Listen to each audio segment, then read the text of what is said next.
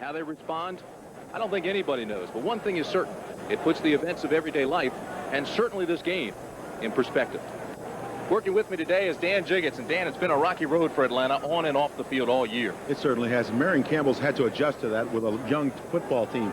One of the keys there, though, is his younger people have not played as well for him as he had expected. One of those principals, of course, is Andre Bruce, the outside linebacker, who in 1988 was the first guy chosen in the draft.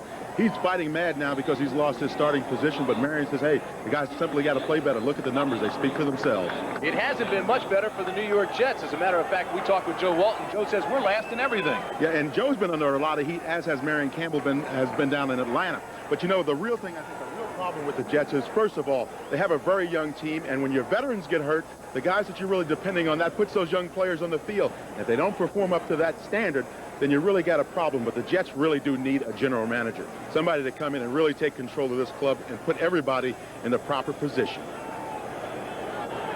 All right, Dan, a good look at Greg Davis. He'll be kicking off for the Atlanta Falcons. The return men, JoJo Townsell and Bobby Humphrey. Townsell wearing number 83, Bobby Humphrey wearing number 48. We're underway at the Meadowlands in East Rutherford. This will be Bobby Humphrey at the 5. Across the 20, gets a block and bangs his way out to the 25-yard line. So a 20-yard return, and there'll be pretty good field position for the Jets as they start things off. Ken O'Brien, the quarterback, and he has been besieged this year with 9 touchdowns and 15 interceptions. Offensively, very quickly, we'll set that lineup for you. It's Criswell, Haight, Sweeney, Alexander, McElroy, and Keith Newbert is the tight end. The backs, Hector and Beck, Townsell and Toon are the wideouts. Walker and A.B. Brown will come in passing downs. First down at the 25. Absolutely nothing there for Johnny Hector. Great pursuit by the defense. Tim Green got there first, and he got a lot of support.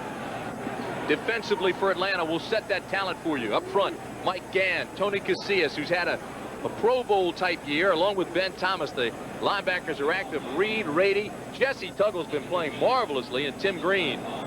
And in the secondary, of course, there's prime time. Deion Sanders at one cornerback. Bobby Butler gets the start today because Case is still injured. Gordon and Cooper and Dimry and Case will come in. So Case will play today, but he doesn't get the start.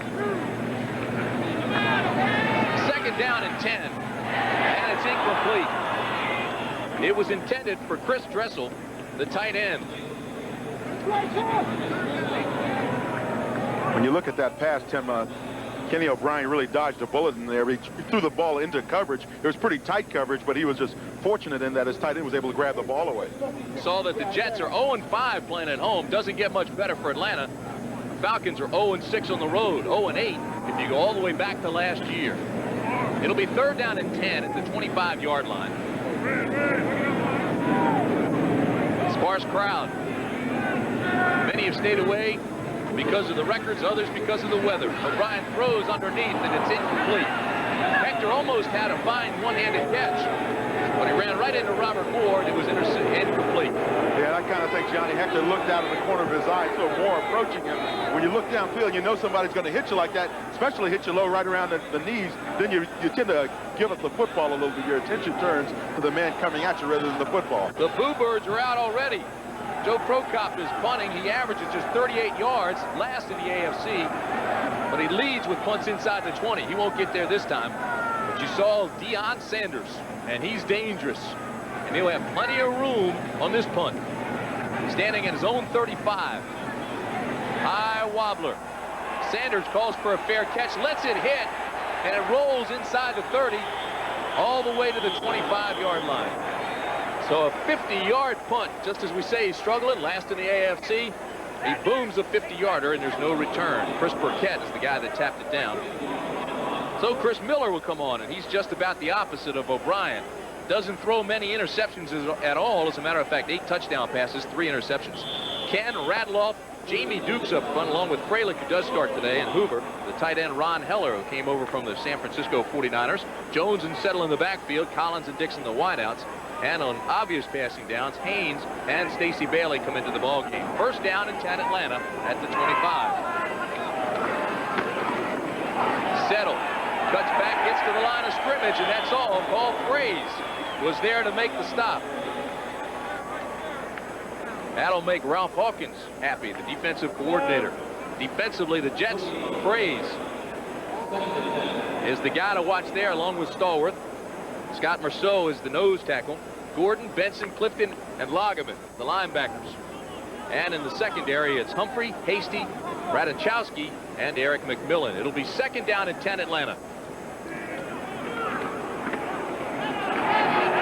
Again, the defense gets there in a hurry and slaps down Jones. Ron Stallworth was there first. He got help from Merceau.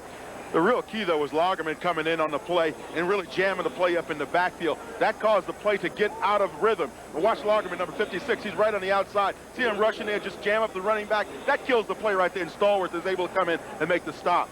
A lot of pressure coming from the corners. Merceau playing that nose tackle, plays low and very quick, and that has that offensive line concerned. 6 defensive backs for the Jets. They go to a nickel package on 3rd down and 7.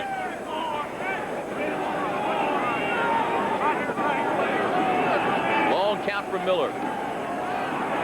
John Settle breaks 1 tackle, slides out to the 32-yard line. They'll mark it at the 33, but it won't be enough for the 1st down. Leander Knight made the tackle. And so 3 plays and punt for the Jets, 3 plays and punt for Atlanta. Without editorializing too much, I think that you have to start thinking about these clubs doing some more exciting things than running the football on 3rd and long situations. I think they've got to be a little bit more creative than that if they want to be successful. At this portion of the season, you've got to start taking some chances. Go ahead and take license today. Scott Fullhag punting to JoJo Townsell. Townsell 6th in the AFC. He has an average of 8.5 yards per return. Fullhag gets off a beauty. This will take Townsell all the way back to the 14-yard line. Good coverage by Atlanta, and they mark it at the 22. So it's a 52-yard punt, 8-yard return, and so far the punters have been outstanding. The Jets had a 50-yarder. The Atlanta has a 52-yarder. Ron Heller made the tackle. For all of you Joe Walton detractors, these numbers may surprise you. Joe Walton is the 2nd winningest coach in all time for the New York Jets. That with a 48% win-loss record. Of course, Sling and Sammy Baugh was the coach when the Jets were the New York Titans. That's exactly right. 2 tight ends now to start things off. Newbert and Werner for the Jets on 1st down and 10 at the 23. This is complete to Toon, and Toon goes out of bounds at the 28-yard line. And you can hear that crowd going, Toon! He's a gentleman that they really need back on the New York Jets. When you look at those veterans coming back in and playing well for you, guys like Al Toon, Wesley Walker, really the focal point of the Jets offense. Those people need to be healthy and be out there helping their ball club. The Pro Bowler had 11 catches last week against the Colts. Good to see he's back in. He's got 36 catches now in the year. 3-time Pro Bowler. Missed 4 games with sprained ankles this year. 2nd down and 5. 3 wideouts for the Jets. O'Brien rolls out, has backside pressure, and is hit from behind by big number 75, Tony Casillas. And Ken O'Brien, when you pull out to that side like that, you have to throw the football on time. If you don't, backside pressure is going to get you, particularly when it's a guy like Tony Casillas, who rushes the passer extremely well from his nose tackle position. You see him working against Sweeney, numbers 53. They ran a little loop there. You saw him come back around his other line mate, and then finally he catches up with Ken O'Brien. You see Ken pumping the ball. You just got to let it go in that first try or put it up in the fifth row of the stands. How about Casillas? He's having his best NFL season with 3 forced fumbles, over 100 tackles, 2 quarterback sacks. 3rd down and 5. O'Brien now 1 for 4, 5 yards thus far. It's 3rd and 4 here. And he's in trouble again, and he's sacked. The sack comes from Marcus Cotton, who's trying to make an impact and show that he belongs. He was sat down 2 weeks ago, along with Andre Bruce, to shake up the defense. Obviously, the Jets have had a very difficult time protecting the passer. They're last in the National Football League in terms of giving up sacks. 44 sacks on the year, and that makes 45, I suppose. That'll give a quarterback nervous feet.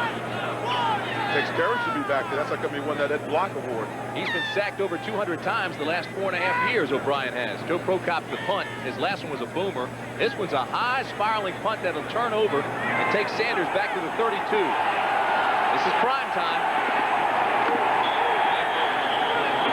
Slips down at at the 32. So a 38-yard punt, no yards on the return, and A.B. Brown makes the tackle.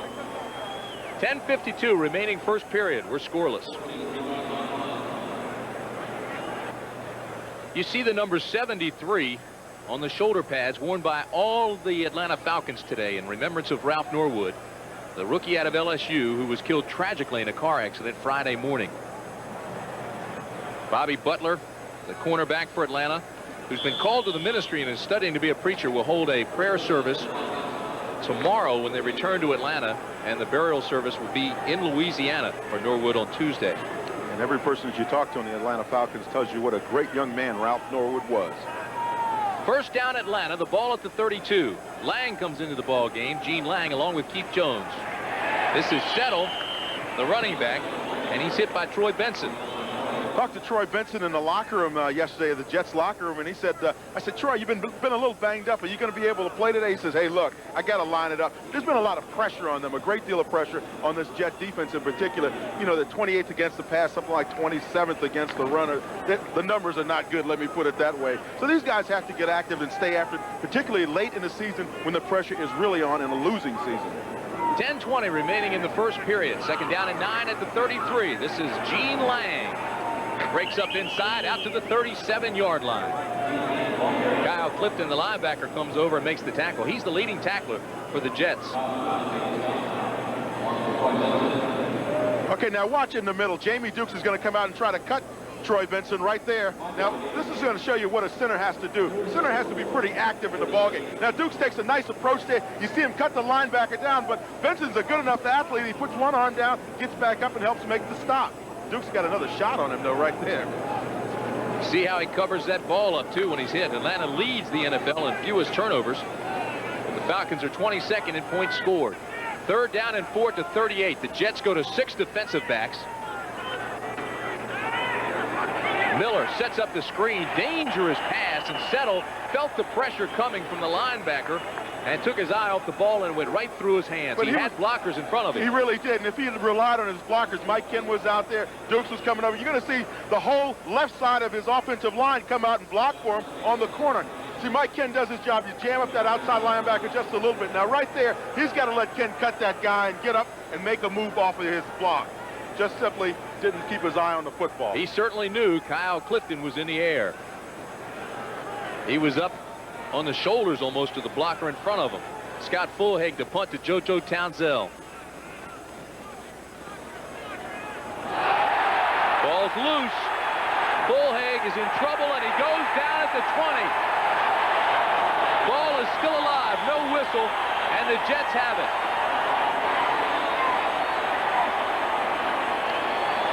John Booty came with the pressure.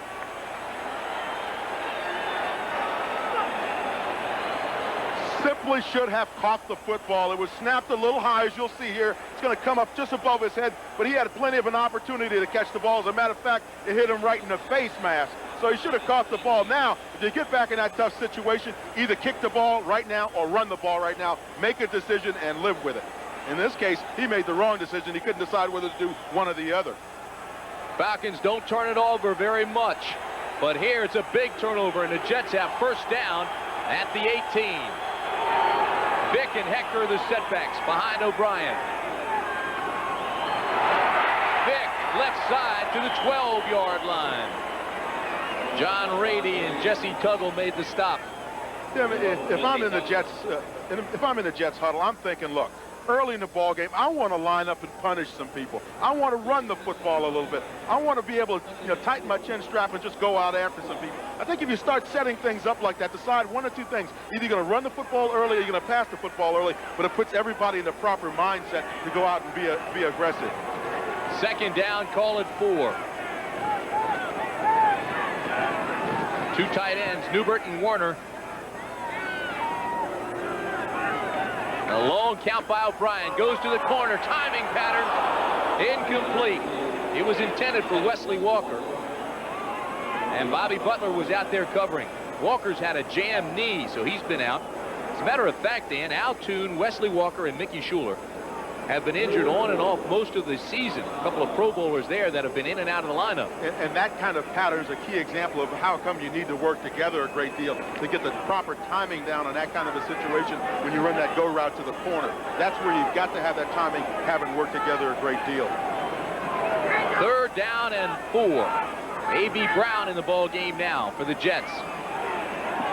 This is Brown to the 10. Knocked back at the 11. He'll be short of the 1st down, and again they're through birds. Well, again, a situation where the Jets are really set up to be successful, and now they come up short.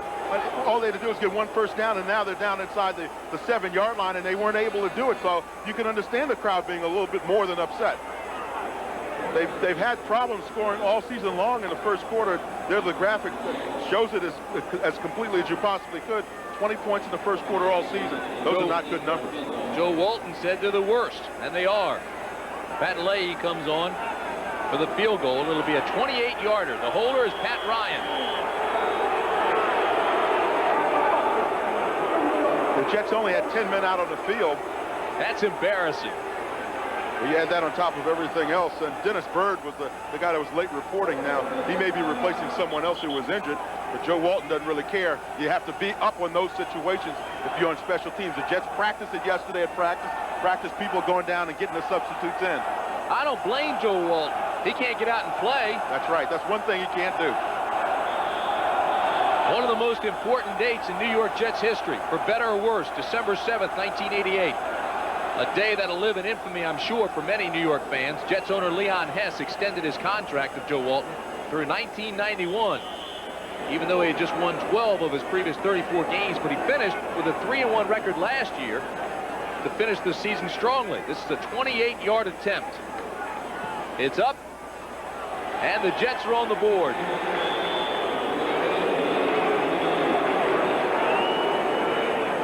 So with 7:41 remaining in the 1st quarter, it's 3-0 Jets. Marion Campbell in his 3rd year in Atlanta, and he's got some problems of his own, Dan. Yeah, there's been a lot of pressure on the whole Atlanta Falcon organization to win, and Marion's been at the focal point of a lot of attention down in the Atlanta area. But old Swampy knows how to deal with it. This is Keith Jones, takes it at the 15. Big hole up the middle, and he breaks the tackle and carries another out to the 33-yard line. 19-yard return. Dennis Byrd made the tackle. Dennis is making up for that mistake there on the field goal team, not being prepared there. Chris Miller is getting ready to come in and do his thing. God does not throw a lot of interceptions for a young quarterback. He chooses his passes very wisely, and if he gets in trouble and he can't find a receiver open, he either accepts the sack or puts it up in the 5th row like you're supposed to do. It's only his 26th NFL start, already passed for almost 5,000 yards. He is quite a talent, no question about that. Leads the NFL in lowest interceptions. Keith Jones and John Settle are the setbacks on 1st down for Atlanta. Play action. Miller goes up top. Incomplete. It was intended for Sean Collins. Eric McMillan was the defender. And Eric McMillan finally played in that secondary like he's supposed to. He's supposed to give deep inside help in that situation, and that's exactly what he did. You saw him coming over from the inside, came over and really slapped the ball away, got right in Collins' face. Those are the kinds of plays that will make you an all-pro, when you stay with your assignment and get back in position to make the play, and to be effective defensively. Clouds starting to break up a little bit here at the Meadowlands. 2nd down and 10. The rain has stopped the ball at the 33. Sellout crowd, but an awful lot of no-shows. John Settle, right side, gets a good block on the corner. Stan Clayton led the way. Kyle Clifton made the stop along with Bobby Humphrey. The Jets like to change up their personnel in nickel situations, and as you can see, it's a total change. They bring in a 4-man front. Jeff Lagerman goes down instead of at his normal linebacking position. Dennis Byrd, Gerald Nichols, and Washington come in. Kyle Clifton is the only linebacker, and 6 DBs come in the ball game for him. Humphrey, Hasty, McMillan, Glenn, Booty, and Knight. They bring in all their defensive backs on the nickel package. Anybody that's available and healthy. 3rd down and 4 at the 39-yard line. Collins now comes to the bottom of the screens. 2 receivers at the bottom, 2 at the top. Miller throws up top, and it's dropped. Casey Bailey had come behind the defensive back, and if he made that catch, it was 6 points. Boy, and he made a nice move, a nice adjustment to come back on it. Now watch over on the right side of your screen. Chris Miller takes all the time he possibly can on this pass, lets it go, softens it up a little bit because he recognizes that Bailey's not going to outrun Hasty. Bailey comes back up underneath. All he's got to do is keep both eyes on the ball and catch it, and he's gone for 6 points. Bullhaig to punt. His first one was 52 yards. The second one he missed. And that's a good look at JoJo Townsell. Townsell 6th in the AFC in returns, is standing at his own 14. Another high spiraling punt, and he gets it to turn over. Townsell all the way back at the 10. To the 30. And the tackle made after a 22-yard return, but it was a 52-yard punt.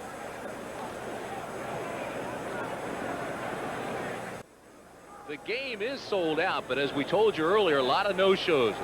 Falcons are 3-8, the Jets 2-9, and of course this is the result business-wise. A lot of empty seats. I grew up here in the New York area, and I knew it was always a tough ticket to get when the Jets played out at Shea Stadium, but boy, times have changed. On first down, the Jets go left side with Roger Vick and get maybe a yard or two. Jets got the ball at the Atlanta 18 last time they had possession, but only get to the 11, settle for a field goal. There's Jim Hannafin, the offensive line coach and assistant head coach of the Atlanta Falcons, talking to his offensive line. I'm sure one of the things they're talking about is it looks like they want to try to run a few screens in. They're talking about when they run those twists. You can see the tackle and then twist is what he's concerned about when the Jets run that defensively. Second down and 7 at the 36.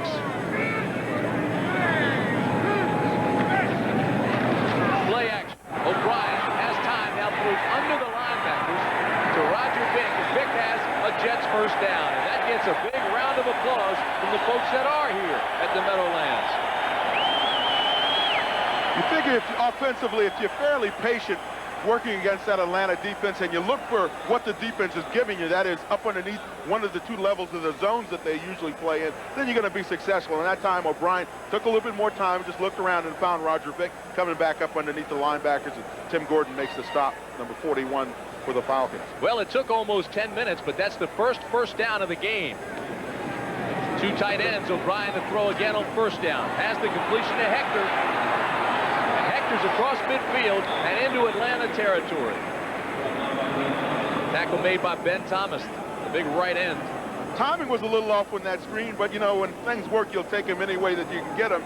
That time McElroy came out through a block, and he really missed his guy, and then was able to turn back upfield, as well as Dan Alexander, number 60 for the Jets. Got downfield and blocked Rady, John Rady, number 59.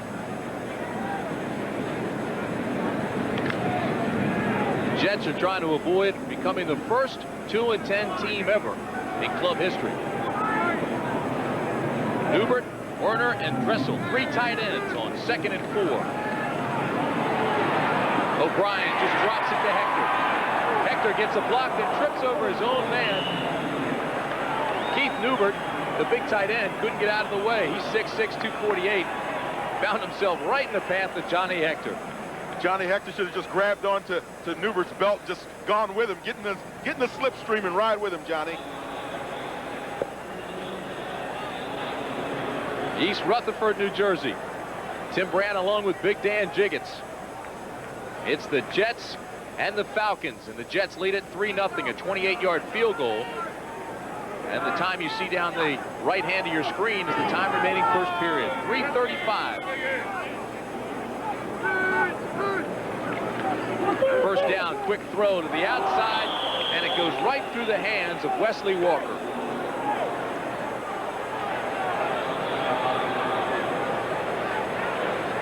Wesley knows as well as anybody in this stadium that when you get a ball thrown directly at you like this, when your quarterback is online with it, you got to catch the football. No excuse other than just catch the football and do what you're paid to do, and Wesley understands that as well as anyone does. You see Joe Walton over there talking to him, said, hey, as soon as you catch that ball, then you can shake a guy loose, but you've got to catch the football first and foremost. Talking to a fan outside, Jets fan, he said, there's no quarterback controversy with the Jets. What we have is a quarterback mystery.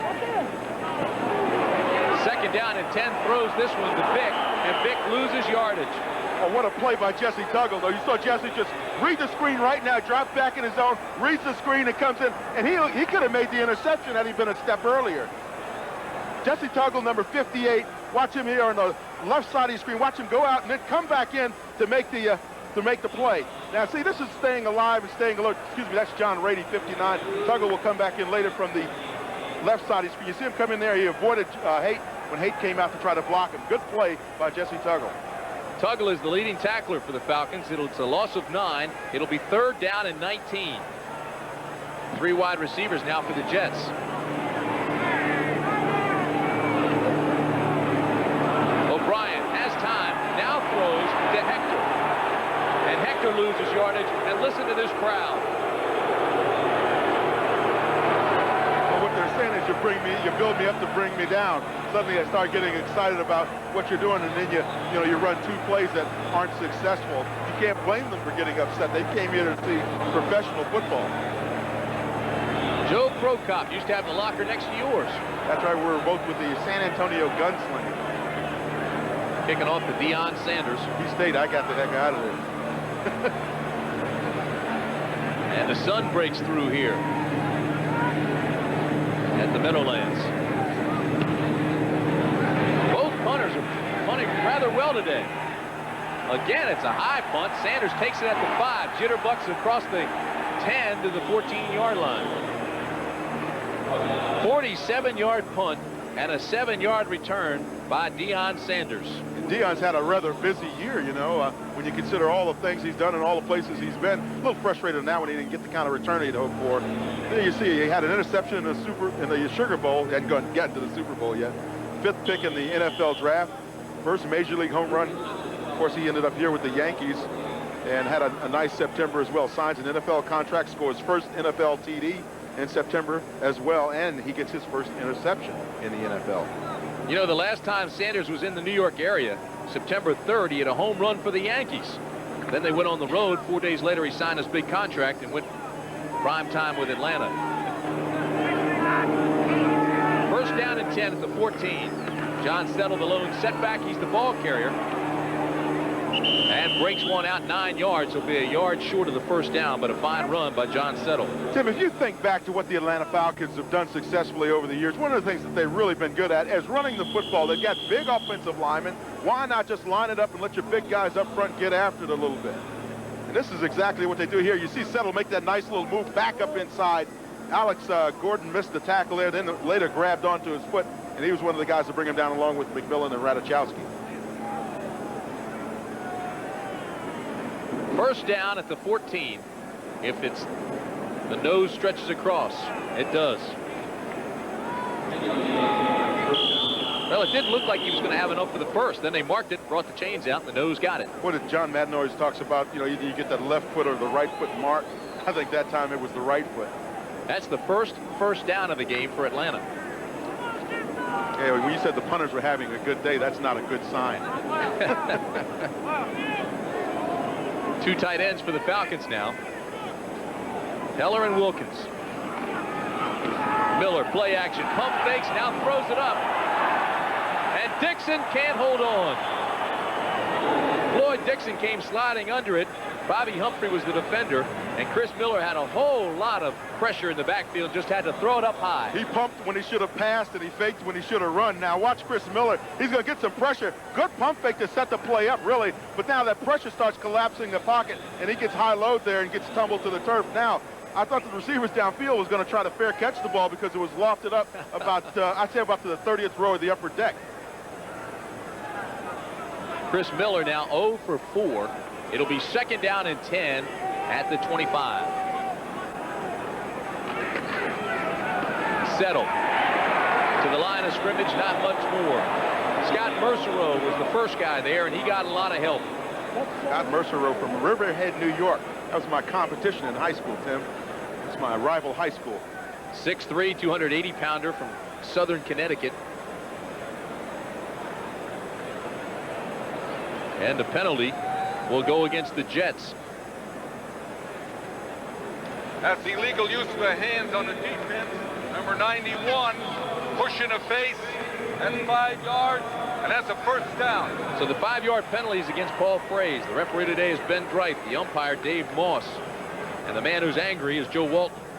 Hey, how many times do defensive linemen get called for going to the head or the face of an offensive tackle or an offensive guard? Not often. These are two young football teams, though, Dan. You look at Fraze as just a second-year player. Mercereau's a third-year player. Ron Stallworth, starting for Marty Lyons, is a rookie.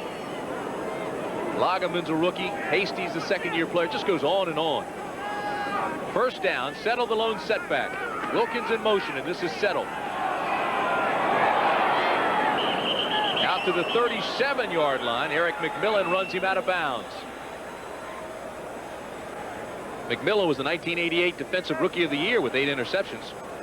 Son of a former Pro Bowl tackle, Ernie McMillan of the Cardinals. Well, he was a great one, too, wasn't he? And you saw how Eric's face lit up when I started talking about his dad, what kind of a player he was for the Cardinals. Just exceptional.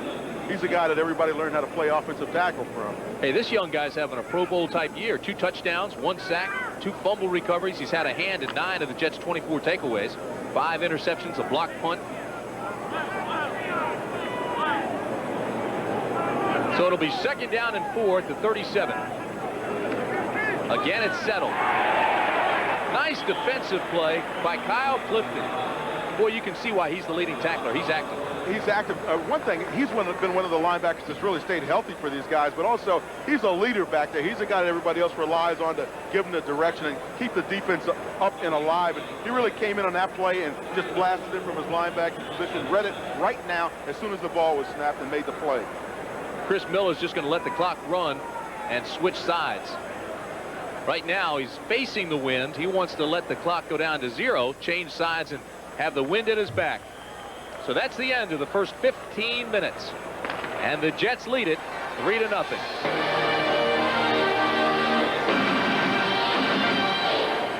I love what you do for me. Castrol, engineered for today's smaller cars. And by Miller Lite, America's favorite light beer, brings you the Miller Lite All-Star Super Bowl game. The clouds have thinned, and the sun's starting to shine through with the Meadowlands. If you're just joining us, I'm Tim Brant along with Dan Jiggetts. After a fumbled punt attempt, Lee hit a 28-yard field goal for the Jets with 7:41 remaining first period. That's the only score thus far. It's 3-0. Total offense, Atlanta 38 yards, New York 22. It has not been that exciting. 3rd down and 4 on the 37 for the Falcons to start the second 15 minutes.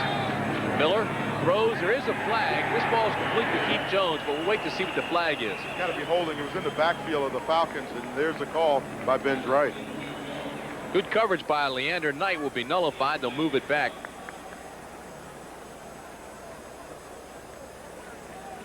I see the Falcons offensive linemen kind of, they're walking off the field, and they look kind of dejected. And what you really look for is the guys to start picking it up and bringing it up another level and not necessarily being as dejected. Number 89 on the offense. Illegal hands to the face. They declined the penalty, and it's 4th down.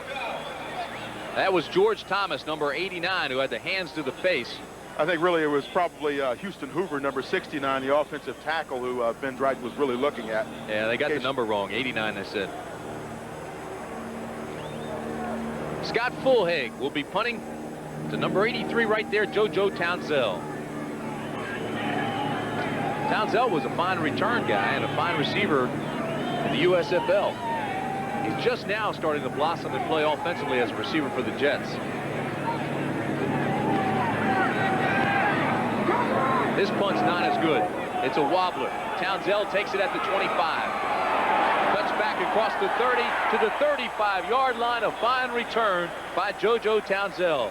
So only a 37-yard punt, a return of 11 yards, and the tackle made by Gary Wilkins. JoJo Townsell's got a little make or miss in him. For those of you in the state of Georgia, game 2, you'll see the Chicago Bears take on the Washington Redskins from RFK Stadium. Both teams trying to rebound from a loss last week and stay in the playoff hunt. They're both up against it. That should be an exciting game. And you think about the Bears and where they're used to being, and now having to struggle and looking at a wild card situation maybe even. It's a big change mentally for them. And of course, Washington's used to being in the hunt as well. They got to decide who's going to play quarterback. Boy, was that spoken like a former Bear. I thought it was the Redskins that won a couple of Super Bowls. The Bears just won. And you live in Washington, right? Roger Vick, the ball carrier. Tackle made by Evan Cooper. These are banged up clubs, too. You know, we talked about the youth. We talked about the ineptness at time, the inconsistency, certainly. And you have to look at the youth, Dan, up and down the lineups. And you're going to get a lot of that when you have to rely on those guys to be the people out on the field making things happen for you. Sometimes those young guys make things happen in a negative way. 2nd down and 3, the ball at the 42. Long 2. And it'll be enough for the 1st down. Roger Vick tackles across the midfield stripe down to the 47. Well, I tell you what I like what I saw that time. I watched that Jet offensive line kind of move off the football a little bit. And when I talk about moving off the football, I'm talking about reestablishing the offense, the line of scrimmage. And when they get off the ball like they did that time, all of a sudden things start happening for you offensively. Jets starting to move. 1st down. The ball at the 49.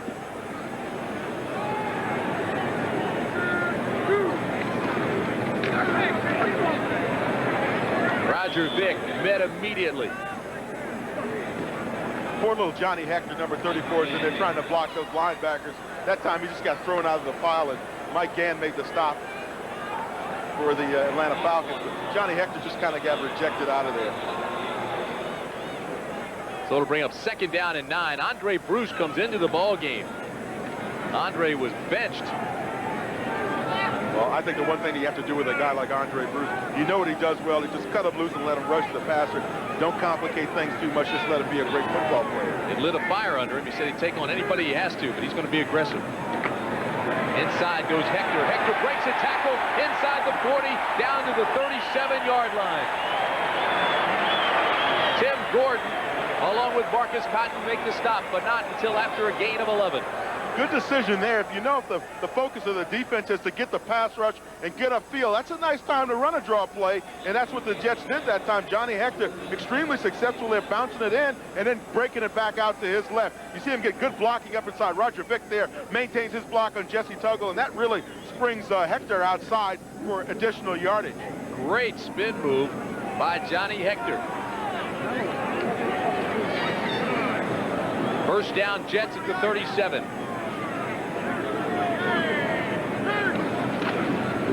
Hector again has a blocker on the corner, gets the block, and now slices his way inside the 35 to the 34. Jesse Tuggle with the tackle. Right now, let's go to New York. And here's Brent. All right, across the river, Tim, and Mikowski now 9 for 9. Here's his touchdown pass to Sharp. Mikowski to Sharp. Tim has a nice ring. They could be headed for the Pro Bowl. Let's go back to Tip. All right, Brent. Sterling Sharp got right in that camera. You see when he caught the touchdown pass, the guy has a nose for the camera. He's an exciting player, though, as well as Don Mikowski. They call him Magic Man. That's an easy toss to Brent today. Meadowlands, East Rutherford, New Jersey, right over to the studios in New York. 2nd down and 7. This is A.B. Brown down to the 34-yard line. And he'll mark it at the 32. Again, Jesse Tuggle makes the stop. He got help from Tony Casillas. That was A.B. Brown's 2nd rush this season, and he's one of those young players that we've been telling you about on the Jets roster. Figures to play a little bit more prominent role in the next couple of ball games until the Jets can get all their veterans healthy in that backfield. They've got a lot of talent. You look at Hector and Vick. Hector once finished 2nd to Carl Lewis, Southwest Conference long jump. 3rd down and 4. Out of the shotgun. Toon makes the catch and spins his way down to the 15. He was working on Deion Sanders.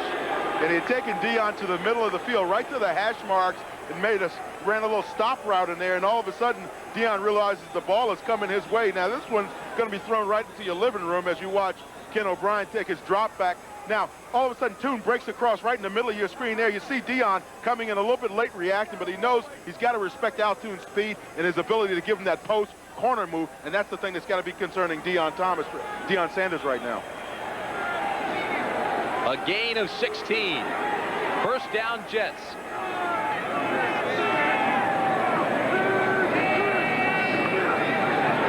O'Brien to Toon. To the 8-yard line. Working on Bobby Butler this time. Same kind of situation.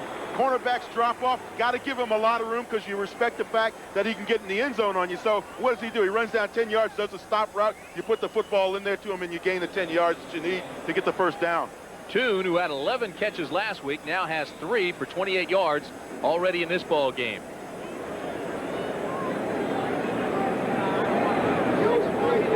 Approaching the 10-minute mark, remaining in the half.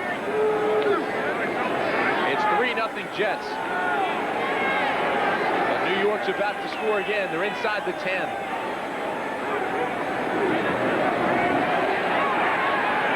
To the 6-yard line goes Johnny Hector.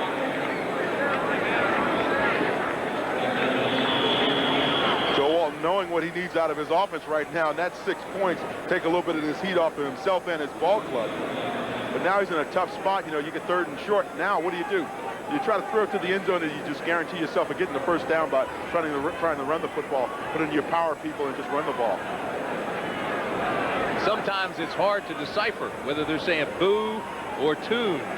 We've had boos early, but now Toon's got him cheering and yelling his name. Toon, Toon. And Greg Werner, the tight end, is down on the field, and apparently something is wrong with him. He's got some medical people out there checking him out.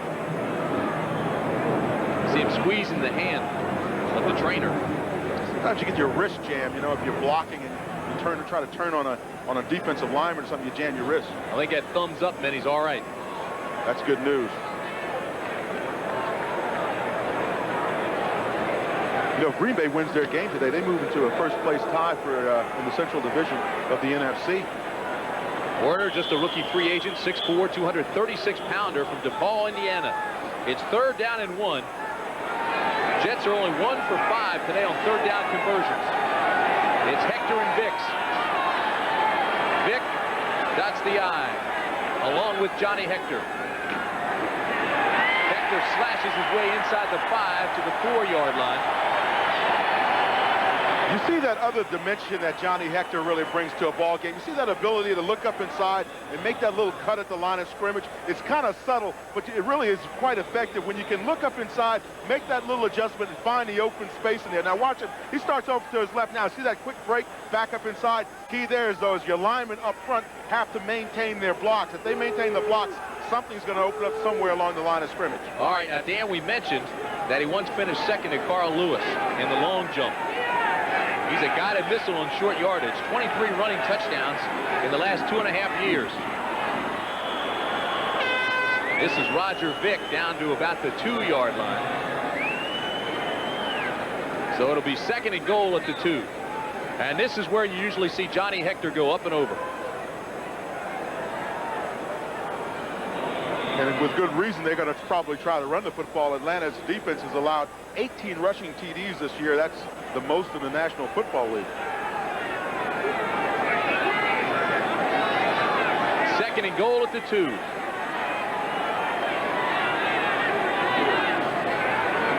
O'Brien looks into the corner, incomplete. It was intended for Roger Vick. Boy, Ken O'Brien tried to roll out to that right side. He really didn't have any open receivers there. That was a tough pass to try to drop in there and touch pass it, but he's got a penalty going his way. That's probably why he didn't have a receiver open. Holding on the defense, number 23.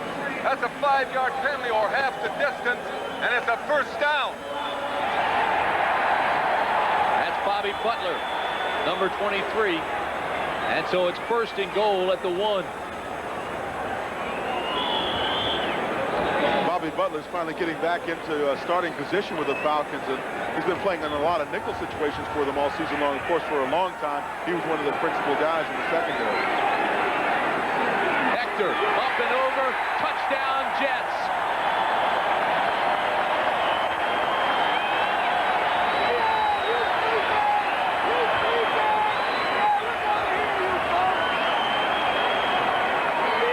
Right behind McElroy and Alexander. McElroy led the way, and Alexander got a good push as well. And we talked about before that Atlanta defense not really being able to stop anybody from running the football when they get down there in scoring position, and that's a prime example of it. Leahy on for the extra point.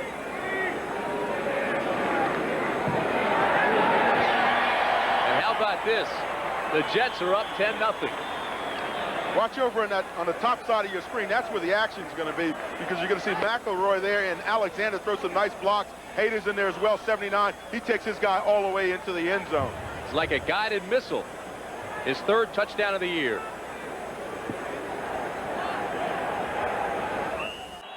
Nice drive by the Jets, 65 yards, 12 plays. Strong running by Hector and Vick as you look at the game summary. And it's 10-0 Jets with 7:59 remaining in the half.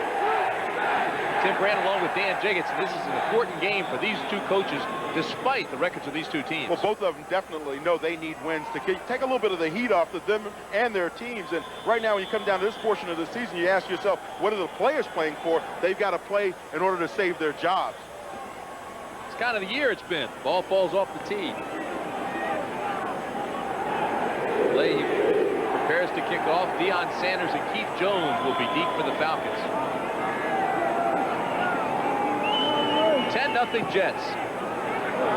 Boy, and he booms this one. This one takes Sanders all the way to the back of the end zone and goes through for a touchback, so they'll bring it out to the 20.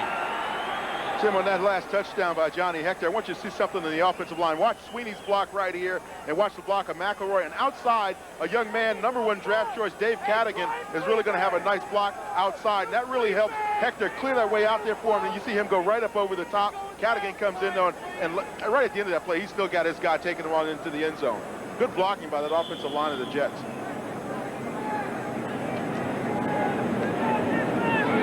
First down, Falcons at the 20.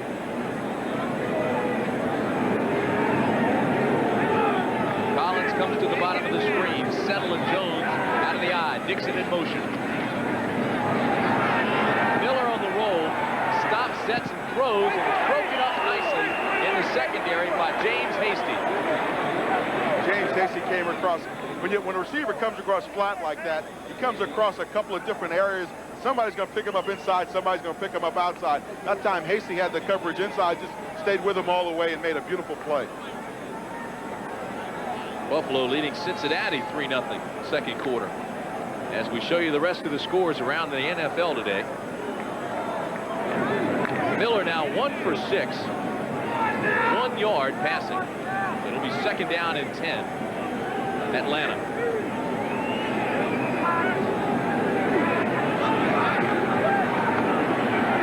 Miller goes up top.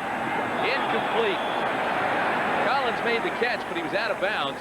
Again, there was good coverage, this time by Bobby Humphrey. And that's the interesting thing. Atlanta's trying to throw the fly patterns or the go routes, and their wide receivers are not outrunning cornerbacks. It seems to me that if you're going to go to a fly pattern, you've got to have somebody that's blowing past one of those cornerbacks. If not, you've got to try to drop back and catch the ball up underneath every time. And that's essentially what Atlanta's been doing on that route, and it's not been working. You have to wonder how much the death of Ralph Norwood has affected this club's concentration. And you would assume a great deal. Third down and 10. This is Settle on the draw. Out to the 24-yard line, just shy of the 25. And although we can't hear it up here, I'm sure they're booing down in Atlanta right about now. They're hoping for a little bit more than that. John Settle's trying his best, though, as a young running back. They may also feel some compassion. I think so. I think you have to, in a situation where it's been as tough as it has been on this young club this weekend, the loss of a fine young man like Ralph Norwood. Bullheg punting to JoJo Townsell. The up man is Philip Epps. He'll be standing at the 45. He's looking for anything that may be a fake punt. We may see something like that a little bit later, but not yet. Bullheg gets off a wobbler. It's a tail wagger that will be taken at the 37-yard line. Fair catch is called by Bullheg, so it's or by JoJo Townsell, rather. So it's a 38-yard punt, no return. 10-0, New York Jets. 10-0 Jets. 6:50 to go in the half. Ken O'Brien won the Ed Block Courage Award from his teammates. He's voted that award by his teammates, and one of the reasons why is they feel that he's got exceptional courage in terms of all the injuries he's had, and staying in the pocket and really playing well for his offensive line under the circumstances. When you get beat up as much as he has, it takes a great deal of courage to sit back there and throw the football. First down. O'Brien plants and throws this ball, and it flies on it. It was intended for JoJo Townsell and ended about one row up in the stands. And we talked about O'Brien having courage to stay back. You know, you don't want to be a quarterback that has to have a lot of courage in order to play the game of football. You hope that your offensive line protects you well enough so that you don't need those kinds of things to keep you motivated, staying alive. It'll be second down at 10. The ball at the 38. Walker, Townsell, and Toon all in the ball game now. For the Jets, they go to 3 wideouts, and the lone setback is Johnny Hector. This is Hector. Gets a good block on the corner, but a great fill by Jesse Tuggle. Boy, he came flying at that linebacker spot and got over there. Yeah, because Dan Alexander, number 60 for the Jets, really had a nice little block at the corner at the point of attack. And all of a sudden, Jesse Tuggle comes out of nowhere and makes the play. And Jesse Tuggle's really having one of those seasons that you figure at some point or another he's going to get recognized and go to the Pro Bowl. Came into the league as a free agent. Marion Campbell just sent one of his scouts down after talking to his coach down at Valdosta State and said, hey, you got to check this guy out. And he went down, and he was the real thing. That's the real product right there. So it's third down and 5. The ball at the 43. Atlanta goes to 6 defensive backs, and they show a 2-deep scheme. O'Brien has time, and he throws. It's complete to Townsell at midfield. He was working on Deion Sanders. Yeah, and you saw Deion get the little flip there and throw JoJo Townsell out of bounds. And that's what the crowd's a little upset about. But Deion Sanders did his job on that play, at least after the ball was caught. But the key thing there, Ken O'Brien took the time to look around the whole field. Sanders has had 4 penalties in the last 2 games. So the crowd did react. Giant Stadium, East Rutherford, New Jersey. Tim Brant along with Big Dan Jiggetts. Former Bear out of Harvard. 5 minutes, 54 seconds remain first half. First down and 10 at midfield for the Jets.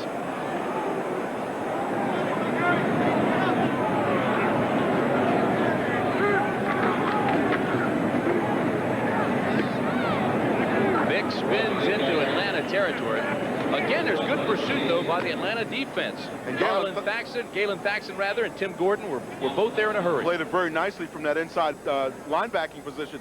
What the Jets try to do is run a little wham blocking in there. You see that tight end come in motion, and all of a sudden he hits right up in there. Either he's going to block one of those nose tackles or one of the defensive tackles. In that case, but you've got to move the guys off the football because you got a double team inside, and that's where you've got to be effective at moving a defensive lineman off the football. How do they come up with these names? Wham blocking, OA. If you're playing nose, you know you're getting whammed.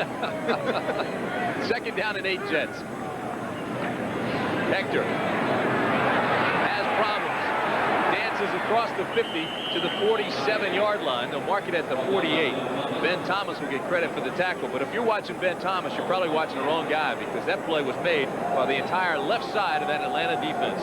Hey, Johnny Hector was doing more dancing than Michael Jackson on the play. Now watch him here as he tries to go around on that outside. Watch number 34. That's going to be Johnny Hector. Comes out, really doesn't get any blocking at the point. That's the problem. See, everybody's trying to cut block, lay out, and chop those defensive linemen down. That doesn't happen for the Jets now. Johnny Hector's got to go into his Saturday Night Fever routine. Third down and 8 at the 48. Wesley Walker in motion. High snap for O'Brien. Now he's got pressure. Throws complete for the first down. Al Toon, and there again, they're yelling Toon. And O'Brien's hurt. Talked about the courage it takes to play quarterback for the New York Jets. Ken O'Brien gets laid out again. This time they're going to call in a replacement for him, I believe. O'Brien looks a little shaken up. A gain of 11. Toon's 4th catch, but more importantly right now, O'Brien is shaken up. He's going to go for one more play here for sure. That's what we're talking about courage. When you're hurting like that, you stay in there, you stay in the ball game.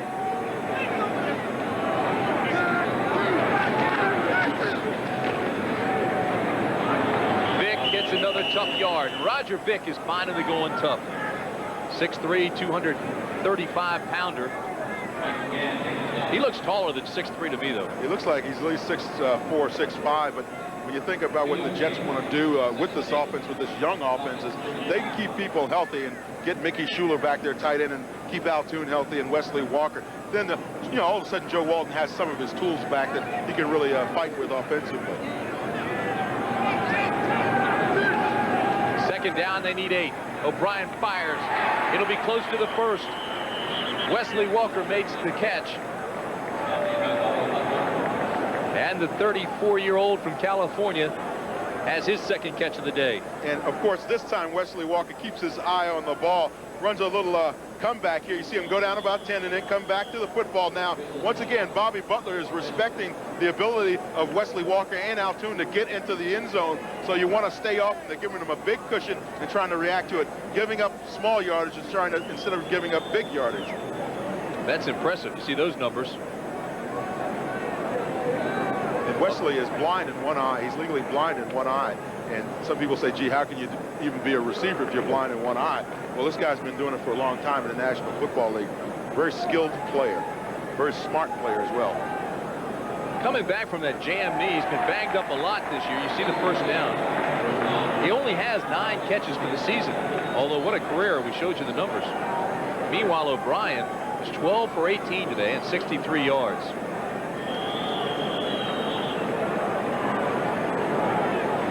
It'll be first down at the 27 for the Jets.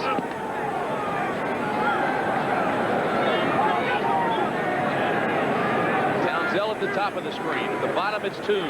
This is Vick to the 21-yard line, and there's a flag thrown. Jesse Tuggle made the tackle. He'll bring this one back, I do believe. He's thrown right at the middle of the Jets' offensive line. You guessed it, probably holding.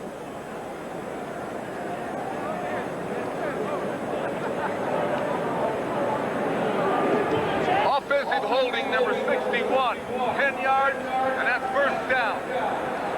That's Jeff Criswell, a left offensive tackle. It's one of those guys that Joe Walton has been really counting on. Played well for him last season. He said he really started off this season kind of slow and is really starting to build and play a little bit better every week. But, of course, he's kept Dave Cadigan, the first-round draft choice, on the bench. And you realize in any normal situation, a guy comes in the first round, he's going to play a little bit because they're paying them a lot of money. Criswell, on the other end of the spectrum, comes in as a low-round free agent type choice. Joe was telling us the offensive line has played well the last 3 weeks. O'Brien to throw, he does. A back to Vick. Vick's down inside the 30. But he was saying the offensive line, Dan, is just starting to come together now. It's just starting to gel, and the reason for that, obviously, Mike Haight was hurt in training camp. Alexander was hurt in training camp. McElroy was a holdout. Started adding all those things up, and it's tough to get any kind of consistency up front. The 2-minute warning. It's 10-0, the Jets. All right here next Saturday on CBS Sports. The reverse, this is Epps. Gets a block from the corner, inside the 20 to the 15-yard line. What a nice setup that time by Haight, pulling out, getting his block on the corner. That's the way you set up that reverse. It's been set up all day, actually, because Atlanta is really coming down hard on the backside, and that's when you want to run that reverse, and indeed that's what the Jets did on that occasion. Of course, Phillip Epps has world-class speed. He's the kind of guy you want to have running that thing when you come from about 15 yards deep in your own backfield. A gain of 14. This will be the 11th play of the drive coming up. The Jets started on their own 38. They've held the ball 5 minutes.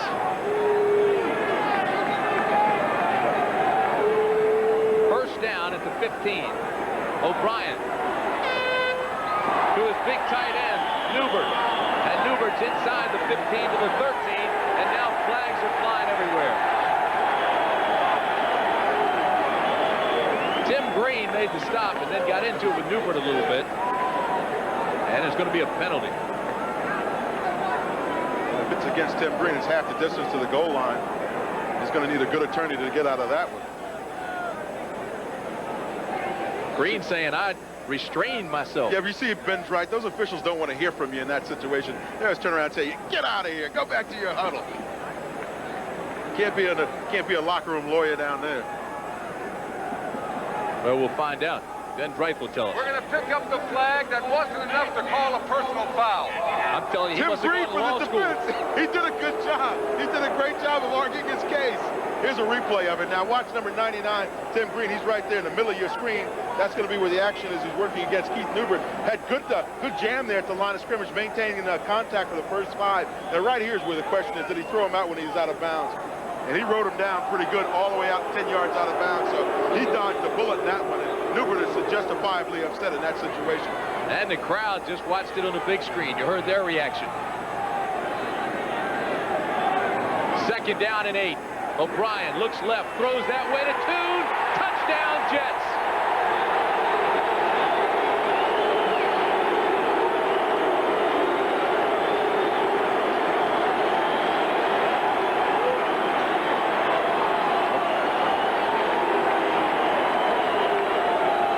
O'Brien really had to stand in the pocket and take a beating that time from Tim Green, number 99. Tim Green came in up inside on a blitz and hammered O'Brien just as he delivered the ball to Altoon, who came in on a slant route. A 12-yard strike, but what a catch by Altoon. 5th catch of the day for him. Leahy comes on for the extra point. And there's a flag before we start. Wow, what a catch. That's what we mean by 77 on a false start, 5-yard penalty. Needing your veterans back in there, having guys like Altoon back in there. Here's a replay of the touchdown. Now watch the shot that O'Brien's going to take after he delivers the football. And of course, Altoon makes a great catch here on the slant pattern, working against Deion Sanders. That is full extension. And great hands, so they move the Jets back 5.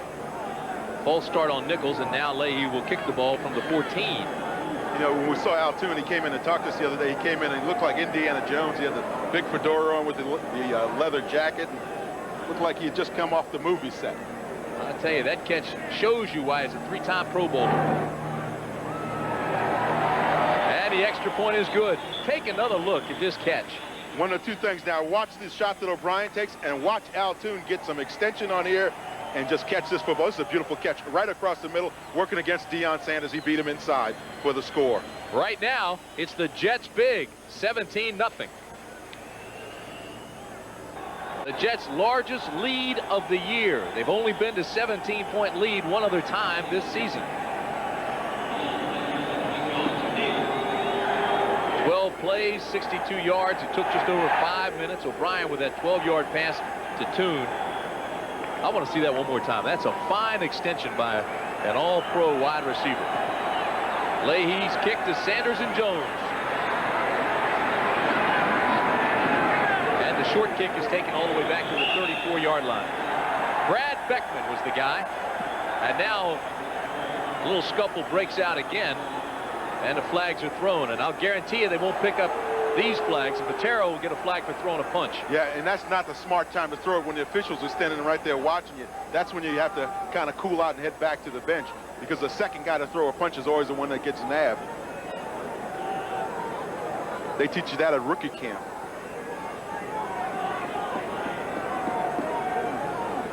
That's a personal foul on number 28, grabbing, pulling in face mask, 15 yards and a first down. All right, it's going to be against the Jets. It's called on Carl Howard for pulling the face mask. No wonder Patero was a little upset. That's a cheap move when you grab the face mask.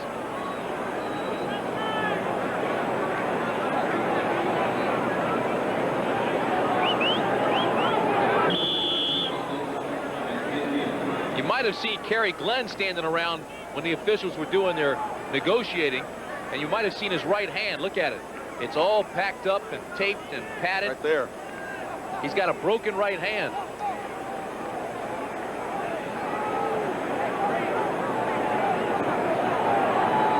First down at midfield. Settle gets back to the line of scrimmage, and that's all. No huddle offense. 1:23 remaining in the half. Miller gets him up to the line in a hurry. Looks to the left side and throws in that direction to settle to the 45-yard line. It'll bring up 3rd down and 5. Clifton and Hasty made the stop. And Atlanta takes a timeout. 1:08 remaining in the half.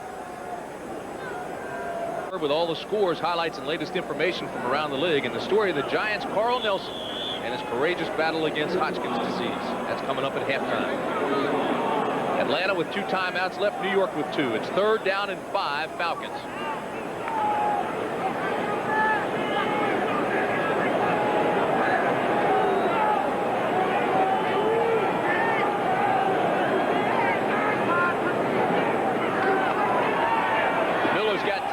Up in the pocket, drills it across the middle, incomplete, intended for Michael Haynes.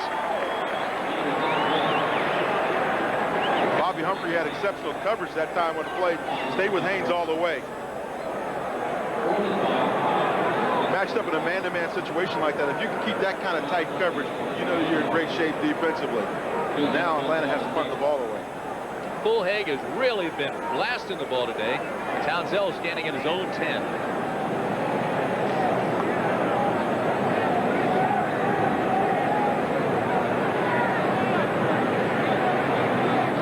Clock is down to 10. They'll try to use as much of that as possible. Under 5. Now they'll snap it.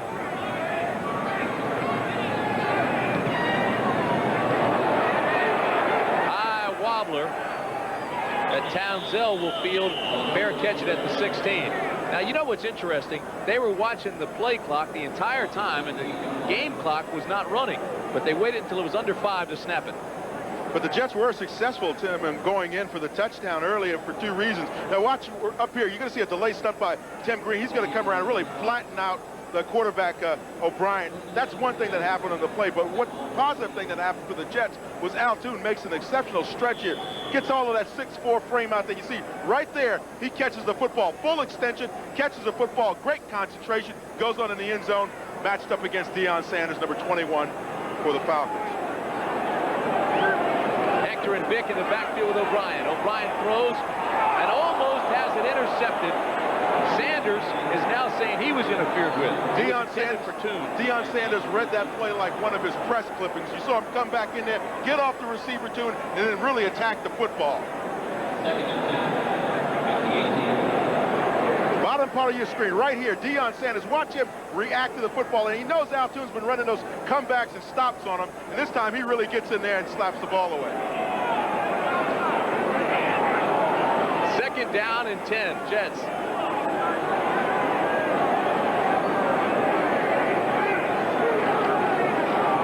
Straight ahead, Hector gets a block, cuts back inside to the 28-yard line. Johnny Hector, and he looks good today, Dan.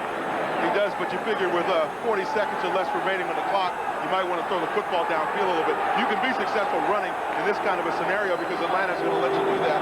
The only thing you're going to do is drain the clock. That's exactly what the crowd is saying. They're echoing your sentiments exactly. A gain of 11. And they run it again. 10 carries, 40 yards now for Hector. Tackle was made by Taylor. But that's okay. If you're ahead, 17-3 now, hey, you take a 17-0, you take a little time and run the clock out because you're in pretty good shape going into the locker rooms from the Jets standpoint. That's it. We've reached the halfway mark, and the Jets are winning 17-0 over Atlanta. We're at halftime at the Meadowlands with the Jets leading the Atlanta Falcons 17-0. And welcome back to East Rutherford, everybody. I'm Tim Brant along with Dan Jiggetts, and your impression of the first half? Well, I think that the Jets came into this game wanting to establish themselves early offensively, and they've really done a pretty good job of that. Atlanta's defense has been porous at best, and I think that the one thing that the Jets want to accomplish now is take a little bit of pressure off their head coach, Joe Walton, and if they maintain the lead in this ball game, they're going to do that just for a week. The Jets scored first. It was a 28-yard Leahy field goal, and then they had this touchdown. Roger Vick goes up over the top, and he really gets, this is Johnny Hector goes up over the top, number 34. Gets good blocking by his offensive line, a good lead block in there by Roger Vick, number 43. We knew Hector was going to go airborne, But then this catch just topped everything. Watch Toon. Ken O'Brien just hangs in the pocket, stands in until the last minute, finds Al Toon outstretched down near the end zone. He tumbles on in, working against Deion Sanders, number 21. Now, Atlanta has only 2 first downs in the entire ball game. So take a look at the statistics then, because these are eye-opening. This is Atlanta's punt offense, and as you can see, they've been living up to billing. And, of course, one of those punts, there was a bad snap and went right through the hands of Fulhag, and that led to the very first Jets score. Time of possession, it's been all Jets. 21 minutes is a long time to maintain the football in the first half of a ball game. Normally, you get maybe about another 10 minutes for the whole ball game, 30 minutes. O'Brien has thrown for 6 yards total passing against the worst pass defense in the National Football League. Total yards, 171 for the Jets, 49 for Atlanta. So CBS Sports coverage of NFL football will continue after this message and a word from your local. Top of the stadium, and it's stiff. Blowing left to right as we look down on the field, but as you look at the streamers on the uprights of the goalpost, they're blowing in the opposite direction. So it's like a wind tunnel, and it's a swirling wind. At the top of the stadium, it's going left to right. As you look at your screen, the bottom, you can see it blows the ball right to left. Just blew the ball off the tee, as a matter of fact, in the opposite direction, yeah.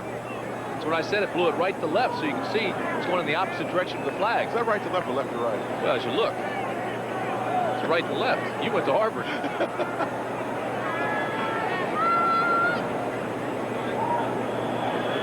Deep for the Falcons, Deion Sanders and Keith Jones. Sanders short hops it, picks it up at the 10. Gets a good block and is down at the 24-yard line.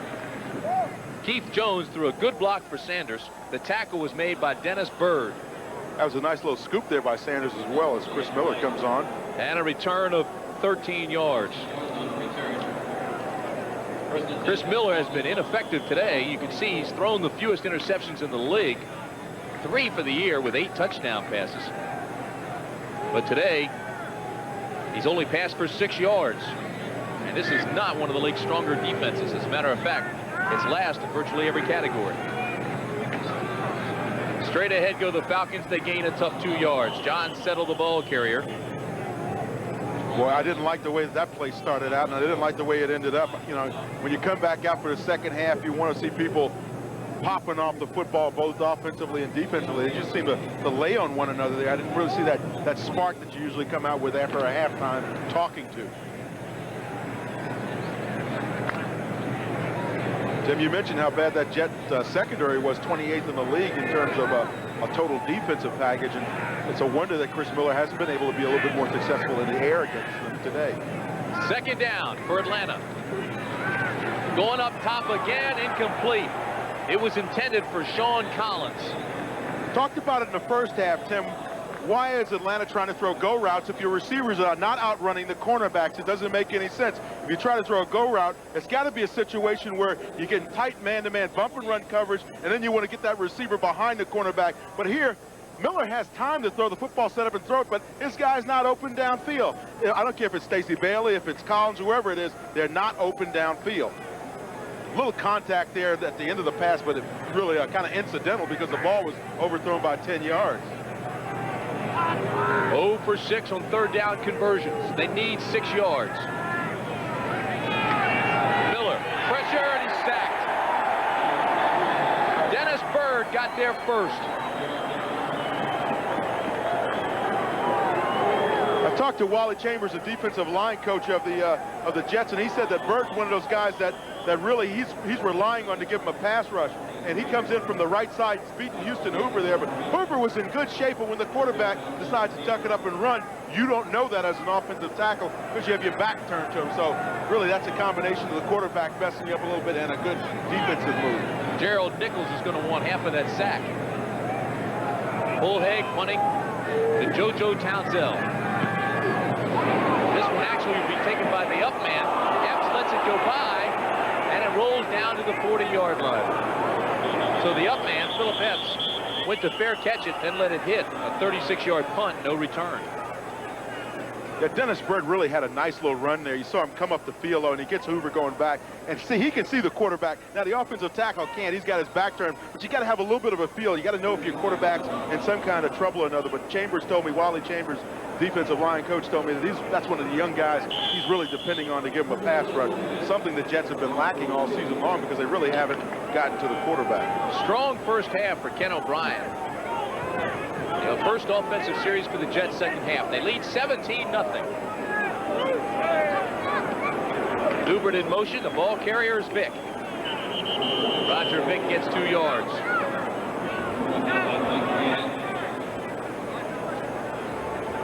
Tony Casillas working at his nose tackle position is one of those guys that got extremely good upper body strength, and he's working against a good center and Sweeney there, and Sweeney and Casillas kind of stack each other up in there. It's kind of a neutralization thing, and they both agree to disagree on the next play. Casillas is having his best NFL season. 3 forced fumbles, couple quarterback sacks. Agree to disagree. Second down and 8. O'Brien is looking deep, throws in that direction, and it's knocked down nicely by Bobby Butler. Wesley Walker had come free just for a split second, and Butler made it up with speed. Well, Wesley, if he's going to run the route, probably wants to press Bobby into the inside of the field just a little bit more before he breaks to the sideline, because really Bobby Butler had a nice amount of time to read the play and then come back and react to it and make a great defensive play there. Did I see that right? Mikowski 17 for 19 for Green Bay. Woo! Talk about a Pro Bowl type year. Yeah, he's headed to Hawaii, certainly come the postseason. I think he's got a pretty good down payment for that first-class flight. O'Brien throws, has the completion. It's a first down. Newbert is taken all the way back to the 40 and thrown down rather rudely by Scott Case. But he got enough for the first with his forward progress. I don't think Keith Newbert was interested in Scott Case trying to help him up off the ground after he had dogged him all the way back to the line of scrimmage. A gain of 10. That's the second catch for Newbert today. Scott Case is coming back to health a little bit for the Falcons. They really miss him back there. You know, he went to the Pro Bowl last year. When you don't have those kind of guys playing for you on a regular basis, you really are hurting in the secondary. Well, he led the league in interceptions last year, and he just has not been able to shake that sore foot. Johnny Hector, right side off tackle, bangs his way out to the 40. Tackle made by Galen Thaxton. You know, I asked Marion Campbell, I said, when do you start blitzing, Marion? When do you take your defense to really just kind of turn it loose? And he's of a mind that, you know, defensively you have to play in position, a read kind of a defense where you don't give the offense any kind of an advantage one way or another by blitzing and taking yourself out of position or putting your cornerbacks in a tough man-to-man situation. Right now, though, he's got his corners up in a press position, as you can see. Second down, they need 4. This is Vick. Cuts inside the 40 to the 33-yard line. Jesse Tuggle makes the tackle, but not before Vick gets the first down.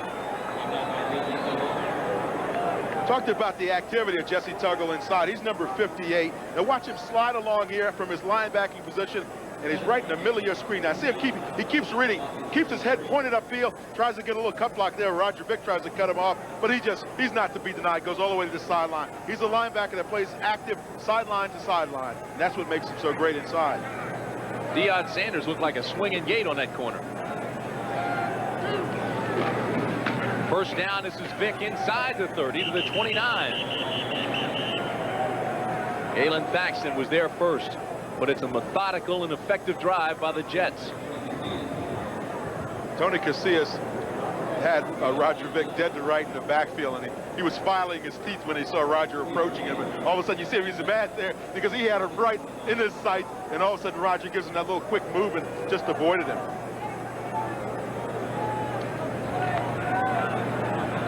The Jet defense getting a good long rest. Hector with 11 carries, 46 yards. Vick with 11 carries, 44 yards. Second down and 6. Hector is met by Tuggle, and this time he gains maybe a yard, if that. See, with that time Atlanta tried to split out the inside, and it was open up inside. Had the two linebackers sitting inside. One of those guys that split out was Tony Casillas, and boy, he just got hammered on this play. That's going to happen to you sometimes as a nose tackle when they double team you there. You see Sweeney and Haight both come over. One catches you low, and the other one kind of throws you over to the side. Haight had two good blocks that time on that play, and that has Tony Casillas seeing red. Would that be because of his sun visor? Oh, my. 3rd down and 6 at the 29. Play action. O'Brien, incomplete. Fine defensive play on the corner by Bobby Butler again against Wesley Walker. Kind of a combination, too. Andre Bruce rushed from outside that time, avoided the block of the offensive guard trying to block him. That puts pressure now on the offense to try to get the ball to Wesley Walker, and Ken O'Brien just didn't have enough time to set up and get it in there like he wanted to. So Pat Leahy comes on to attempt the field goal. It's a 46-yarder. And his longest is 46 yards. It's got the distance, and it's good.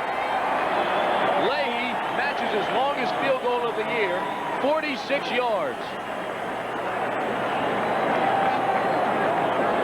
And the Jets extend their lead to 20-0. 9 minutes, 13 seconds remain, 3rd period. It's 20-0, Jets.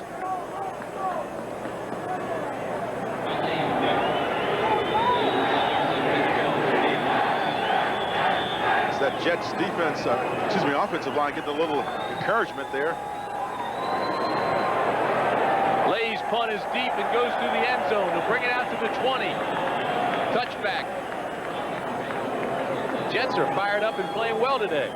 They really are, and that offensive line is doing a good job for them. We saw them just a couple of minutes ago, and they're really coming off the football and allowing their running backs to get a little view downfield.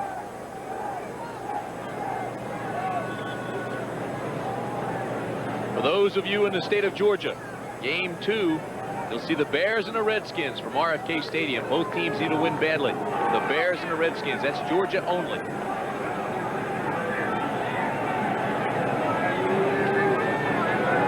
Lang in the ball game with Settle on 1st down. Miller throws, has the completion to Lang.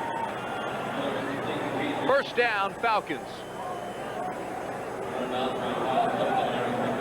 Gene Lang has been known as a running back that can catch the ball out of the backfield and was successful in that attempt for the Atlanta Falcons.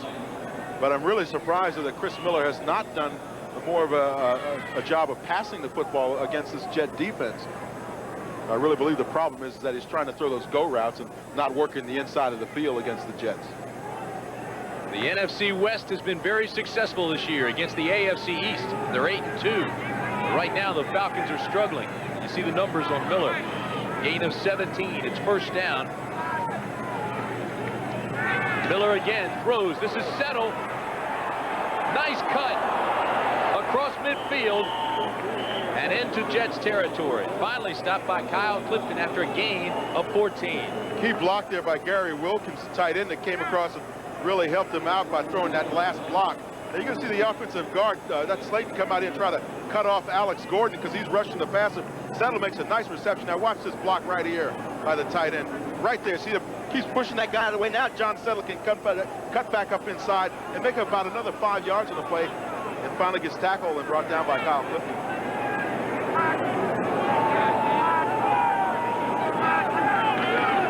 Three-step drop. Miller drills it.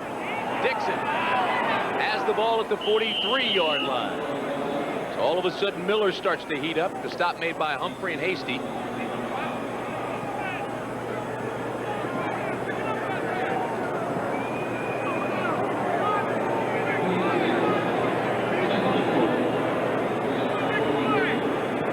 Green Bay still leading Minnesota by a score of 10-9 in the 3rd quarter. Again, they could take possession of 1st place in the Central Division. They win that ball game. Kansas City over Houston.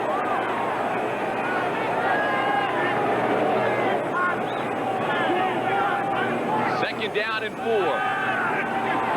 Miller rolls, has protection, drills it to his tight end Wilkins, and Wilkins is down to the 26-yard line. They'll mark it at the 25. It's a gain of 18. That's a nice little payback because Wilkins made a nice play early in the game. Now you're going to see him slant across the middle of your screen. Miller comes back, really back to the other side of the field because he's rolling right, comes back and finds his tight end, and he drills this one in there. That's the way you want to place it in there. Get it in between those linebackers. You saw those linebackers playing that little zone back in there. Really, that tight end just went into a little seam in there and caught the ball.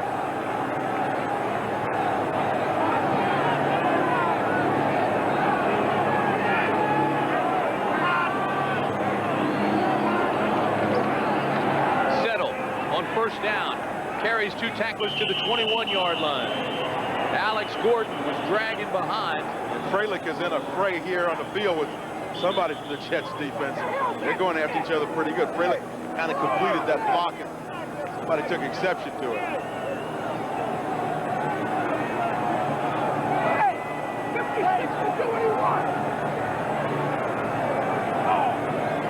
Bill Freilich had a back spasms earlier in the week, and so questions to whether or not he was going to be able to play today, but he's out there and he's getting an extra playing time.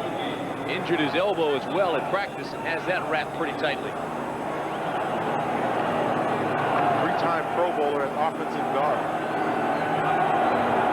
Second down and 7. Miller has hit 4 passes in a row.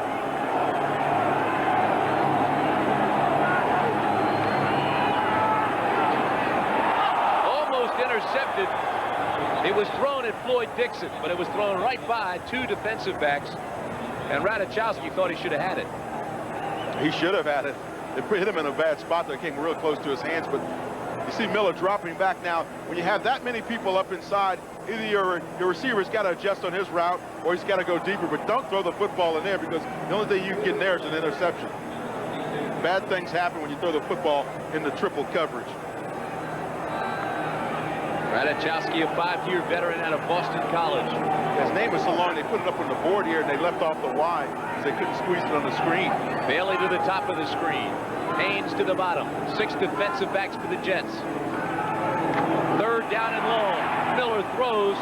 There's a flag down. Collins has it and breaks a tackle inside the 15 to the 13. It won't be enough for the first down. The tackle made by John Booty. And we'll see what the flag is. Nichols had the pressure. Number 77, he hit the quarterback right in the face. And he also has the penalty. Gerald Nichols is right in saying hit the quarterback right in the face. Nichols, number 77 on the left side of your screen. Let's see how he finishes off this play. There's the approach. And there's the landing. Well, I don't know, he just got his hand up in there and went up to the quarterback to try to block his vision right at that point. Nichols' head is down because he's rushing the passer. That's a tough call. That's a very tough call. Well, the bottom line is it'll be a first down for the Falcons. And they'll mark it off inside the 10.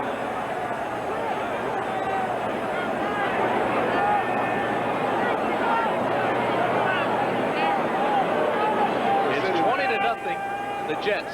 Officials say they want to protect the quarterbacks. Maybe soon they'll get them in one of those bubbles. Remember the kid that lived in the bubble?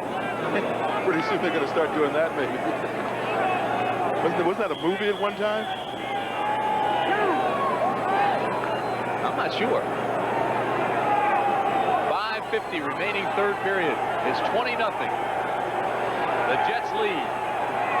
Tim Brant and Dan Jiggetts with you at East Rutherford, the Meadowlands. This is settled left side to the 1-yard line. And I can't tell if the flag is down or if it just fell out of the pocket of the umpire, but Floyd Dixon picks it up and hands it back to him. So was you just practicing or what?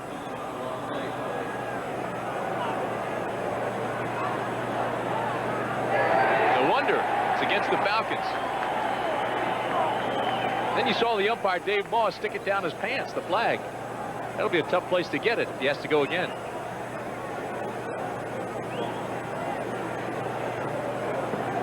Number 67 on the offense, hands to the face. That's a 10-yard penalty, and it's first down. Hey, Ben Dright's getting rather emphatic with those calls.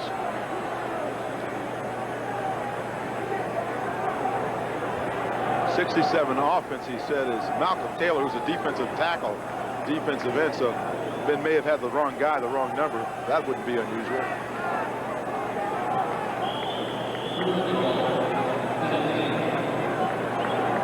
So it'll bring up first down and goal at the 16.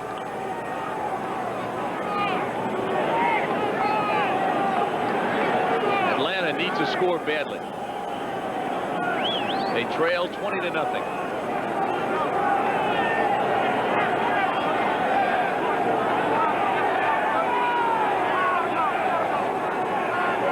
Wilkins in motion. Miller to throw, and Settle can't hang on. He wants a flag on Troy Benson. He thought Benson was all over him. Yeah, Benson was on him like a cheap suit when he broke back up inside. But the key thing was he timed it up pretty nicely so that as Settle was going across, he just kind of reached in, but he was on him pretty tough. Settle tried to run a little circle route and come back through the offensive line. Jets defense, you see that? Allowed the most touchdown passes in the league. It's 2nd and goal at the 16.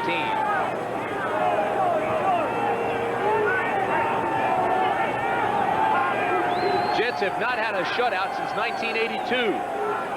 But the goose egg is still there for Atlanta now until Wilkins makes this catch. Touchdown, Atlanta.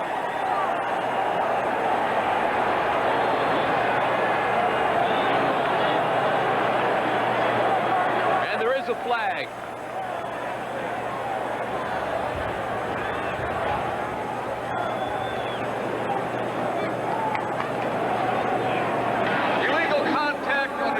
Number 48, they decline the penalty, and it's touchdown. So Bobby Humphrey's penalty is declined, and the touchdown stands.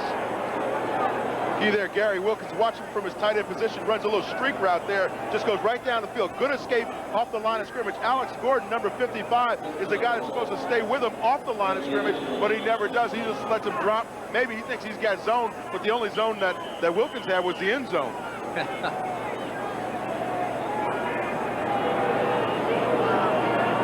Davis on for the extra point. Miller is the holder.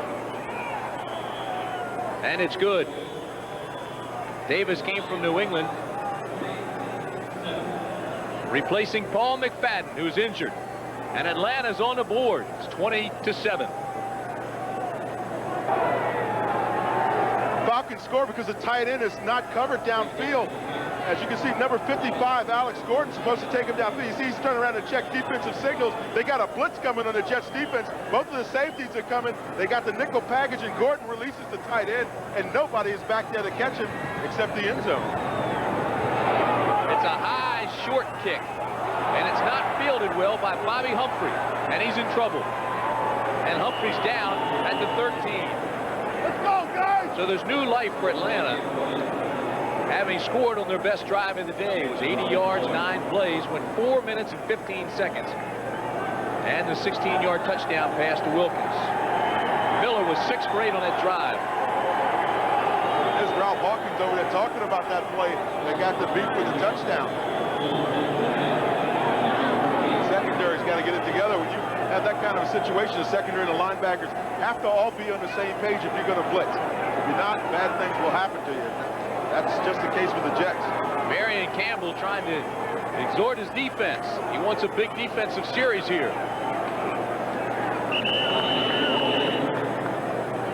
Out to the 16-yard line. Gann makes the tackle on Johnny Hector. Giant Stadium, East Rutherford, New Jersey. Tim Brant, Dan Jiggetts with you today. It was all Jets in the first half. But Atlanta's come out with their best drive of the day to make it 20-7. We've got 4 minutes and 20 seconds remaining in the third period.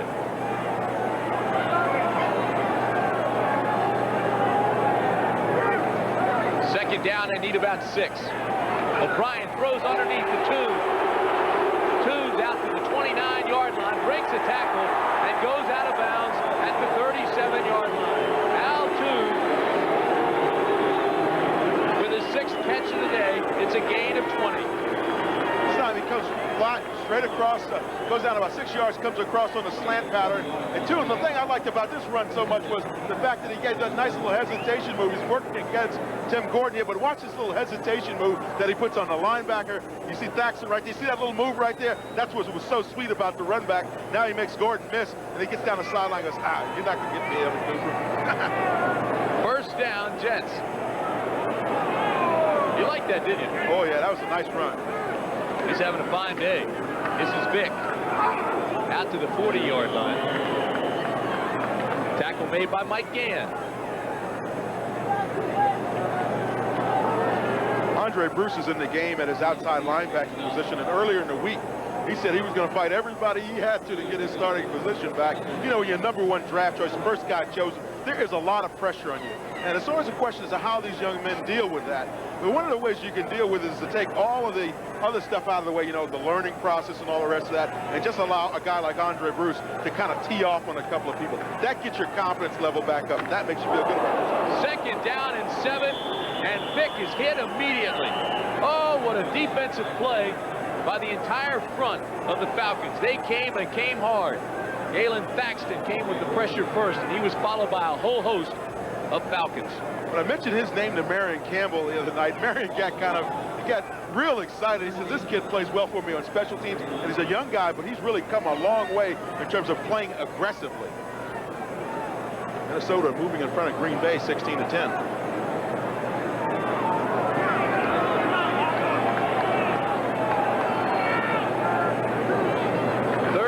And long, 7 defensive backs for the Falcons, and it's in the direction of Toon, but incomplete. Bobby Butler was there covering. Let's take you back across the river, and here's Brent. Well, Tim, here is the Viking touchdown finally. Joey Browner's interception set it up. Finney leads the way, and watch Herschel Walker. In for the touchdown. 7 minutes to go in the third. Vikes lead the Packers by 6. Back to Tim. All right, Brent. The Jets are out of the huddle. And Prokop is back to punt. So prime time, Deion Sanders will be standing at the 16-yard line. And Prokop gets it high enough, he'll be kicking into an awfully steady wind. The high punt, and the wind will knock it down at the 25, but it takes a New York Jets bounce inside the 10 to the 5, and will be down at the 2-yard line.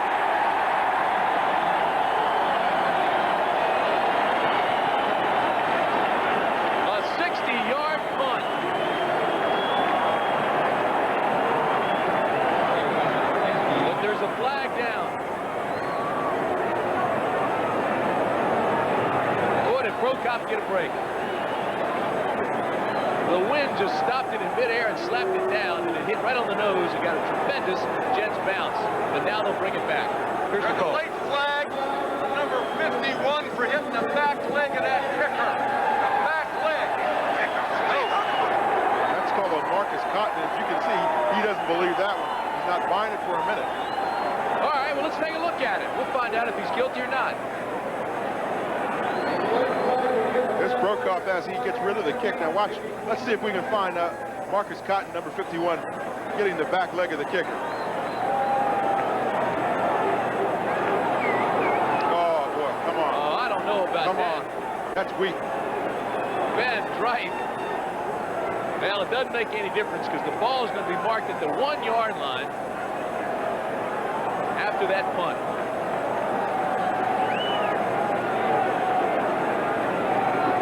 Not even sure why Ben Bright made a big deal out of it. If it was against Atlanta, they were taking it back anyway down to the 1-yard line. That would have been cool about that one.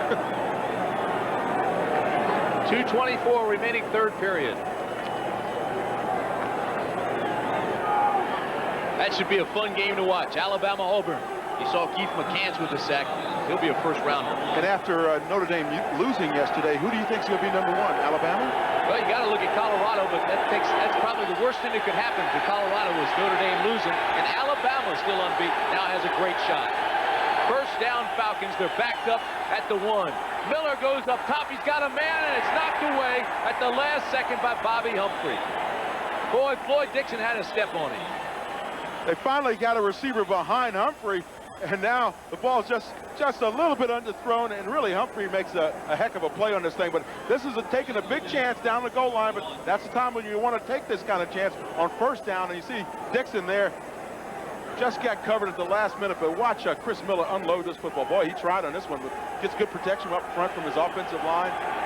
Just a little bit more separation is what Floyd Dixon really needed. It'll be second down and 10. Two tight ends. Settle blasts his way up off left tackle and gets out to the 5. Paul Fraze trips him up. Excuse me, Tim. You think about the timing on a play like that, and really first down is probably the best time to attempt a long pass like that, because everybody's thinking, well, they want to get their backs away from the wall because they're right down there on the 1-yard line.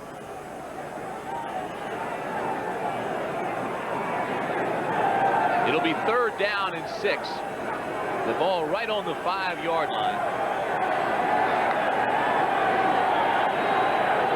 Dixon and Collins both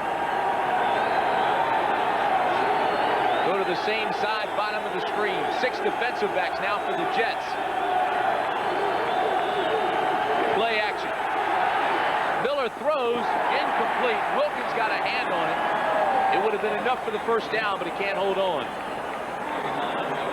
He should have held on. Wilkins had that ball right in his hand. That's a dangerous place for some receivers. Chris Miller comes out and puts this one on the button, and if your tight end doesn't grab a hold of it, there's nothing you can do about it. But he puts a rope on this one. That's right to the tight end. See, and Wilkins has got to be able to catch that ball. He knows it.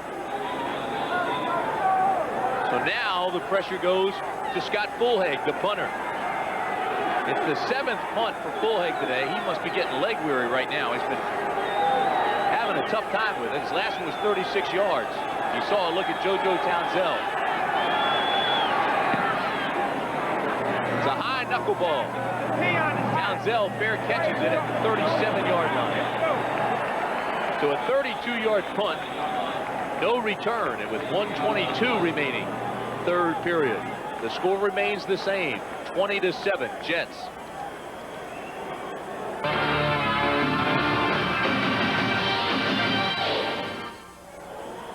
They've moved this one from Birmingham, Alabama, up the road to Auburn. You'll be able to watch it live, 2 o'clock Eastern time, Saturday, here on CBS Sports. Alabama against Auburn. And then, don't forget, next week, live from the Downtown Athletic Club in New York City, CBS will announce the Heisman Trophy Award winner. 5:30 Eastern time. Who do you like, Dan? I like Andre Ware at Houston. I know a lot of people haven't seen him play on TV because of the probation and all. He's got to be the guy, though. I agree with you. The flea flicker. O'Brien looks deep.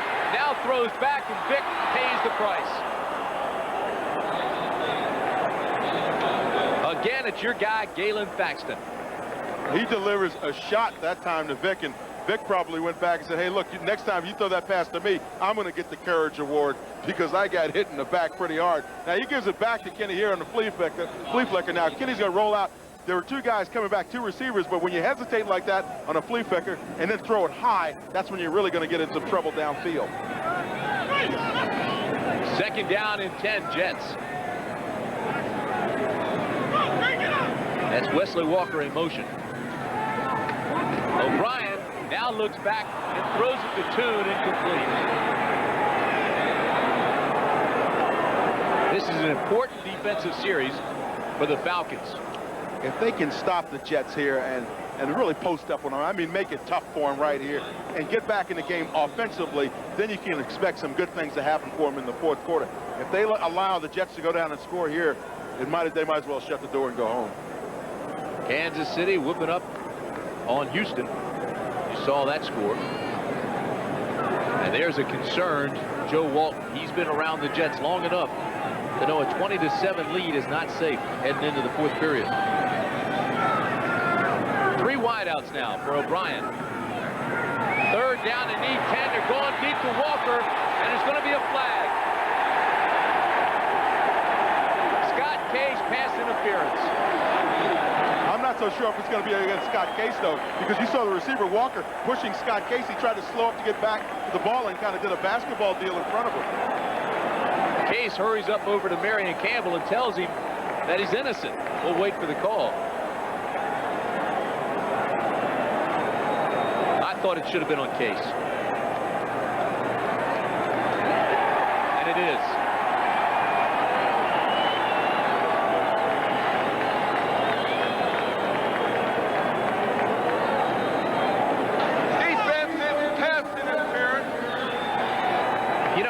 what Case is upset about, because I thought he had interference right from the get-go.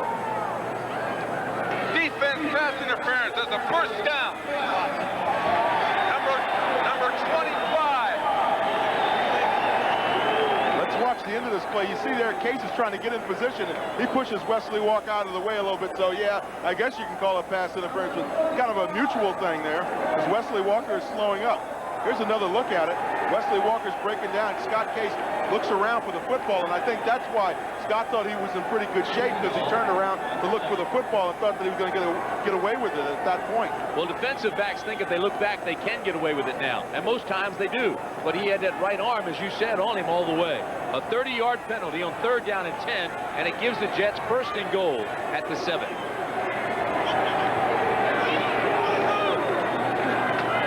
Hector, right side, follows the block, cuts in to the 1-yard line. Tim Green finally stops him. See how Johnny Hector got in there behind that big offensive line and just kind of hit himself. He was doing a lot of moving and shaking in there, but the whole time he was standing behind his offensive line. Now watch that line up on the left side of your screen. Watch Hector come back up underneath there. Good blocking up front. That really kind of clears the way for him. Now see, he stays behind him, and now he breaks out of the corner. If you're about 5'10", 5'11", you can hide behind those 6'7" guys. 2nd down at the 1. Hector, right side, touchdown New York.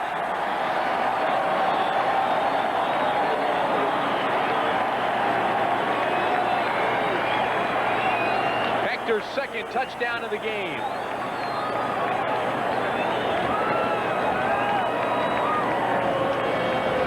Johnny Hector got a 600-pound escort outside with Cadigan and Reggie McElroy pulling outside. Now watch McElroy, 68, come out. He's the lead block on there. You see Dressel, the tight end as well, helping him establish that corner and getting Johnny Hector into the end zone. Big pass interference call against Case on 3rd down and 10. And Lay's kick is good. Quite a nice birthday present for Johnny Hector. He turns 29 today. See, he told us it was his birthday, but he wouldn't tell us his age.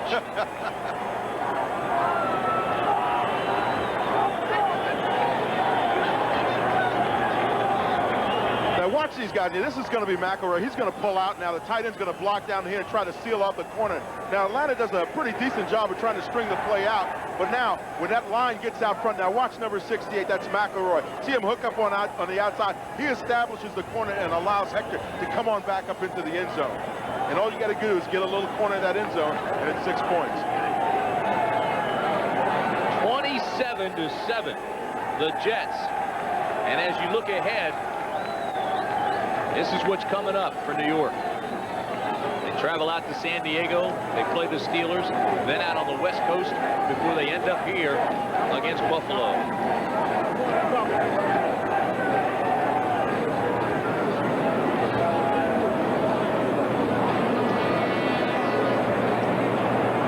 It was Case who had that pass interference call on 3rd down and 10. Just when we thought up here anyway that Atlanta had momentum. You tee it up and punt deep to Sanders and Jones. Boy, Atlanta needs a big play now. 18 seconds remain, 3rd period.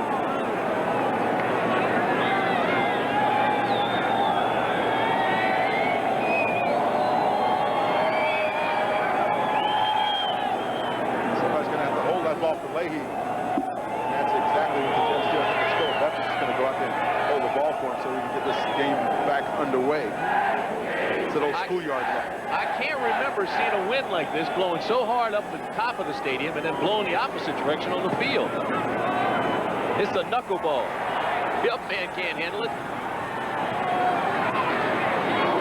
And a return by Keith Jones out to the 28-yard line. 9 seconds remain, 3rd period. A 19-yard return.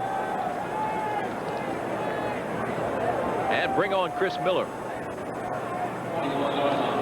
In order for the Atlanta Falcons to get back in the game now, they have got to start throwing downfield. But I think the one thing Chris Miller really has to do is start using the whole field instead of using just simply his wide receivers going on those fly patterns. He's got to start crossing his people downfield a little bit, getting them going across the defense of the Jets, because everybody's been able to throw on them. So I don't see how come Atlanta can't. Last play, third period. Miller on first down. Looks across the middle, now throws to his back leg, incomplete. Coverage by James Hasty. Hasty was doing a little talking too after he made that coverage. Lang number 33 is going to slide out a little circle route here. Miller finds him over there. He's in pretty good shape to catch the football. It's a little high, and when he has to turn his back and stretch out for it, that's when you know you're going to get hit in the ribs. So you kind of bend down a little bit just before that guy hits you, and when you bend down a little bit, that's when you miss the football. I guess I was a little hasty. Saying it was the last play of the third period. Nice play by James Hasty. He'll draw it out a little bit longer. Miller, backside pressure, will be sacked. Stallworth got there, but there is a flag down.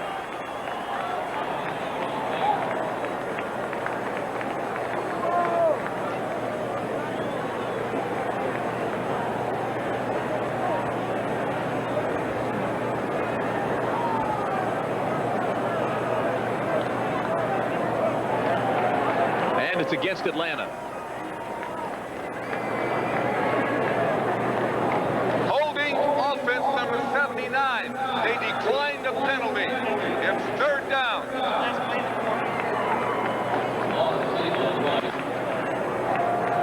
And that's the end of the third period. With the score, the Jets 27, the Falcons 7. We now pause for a word from your local station. CBS Sports coverage of the National Football League is sponsored by Miller Genuine Draft. Cold filtered for real draft taste, so tap into the cold. Levi's Dockers. If you're not wearing Dockers, you're just wearing pants. And by Ford and your Ford dealer. Have you driven a Ford lately? Loss of 6 on that last sack to end the third period, so it'll be third down and 16. It's 27-7, the Jets.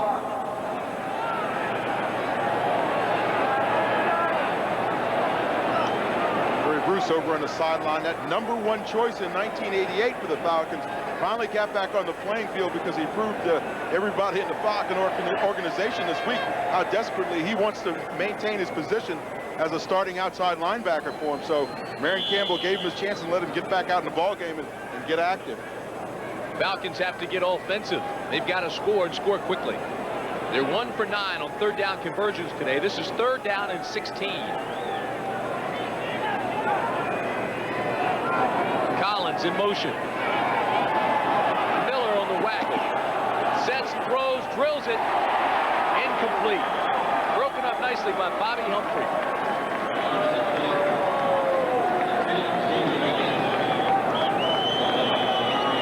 So Chris Miller trying to roll out, a little rolling pocket there. Sets up outside on the waggle and just could not force the ball in there. He really tried to force it as well.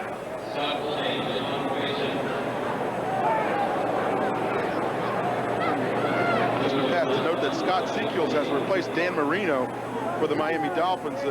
Marino is in the locker room getting chest x-rays for a possible rib injury. So pass that note along to all AFC fans, because I know Jet fans are interested in that one. And we've got a player down here on the field as well for the Falcons.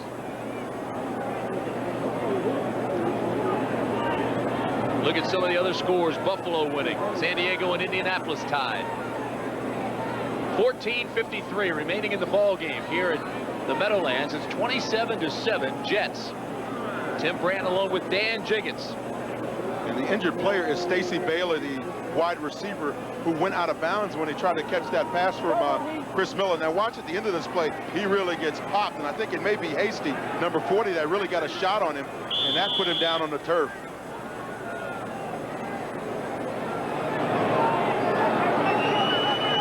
Bullhag is back to punt. He's standing at his own 9. JoJo Townsell and Phillip Epps are at the 26.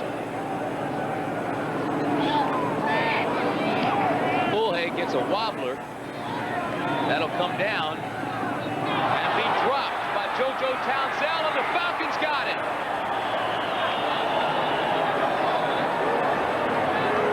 and the tight end got down on the coverage and made the recovery. Big play for the Falcons.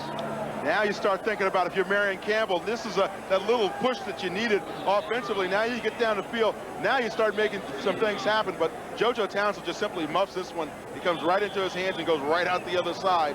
And Beckman is down there in good coverage. You see those Falcons, they squeeze the ball first. They squeeze the receiver so he can't get to the ball, and then they go after. But watch, Townsend has this one all the way. He should have just caught the football. It was only a 39-yard punt, but there's a swirling wind, and it was like a knuckleball. Big turnover. First down at the 32. The reverse. Dixon doesn't really fool anybody. Will have to do it on his own. And he loses a yard. He ran 50 yards to lose 1.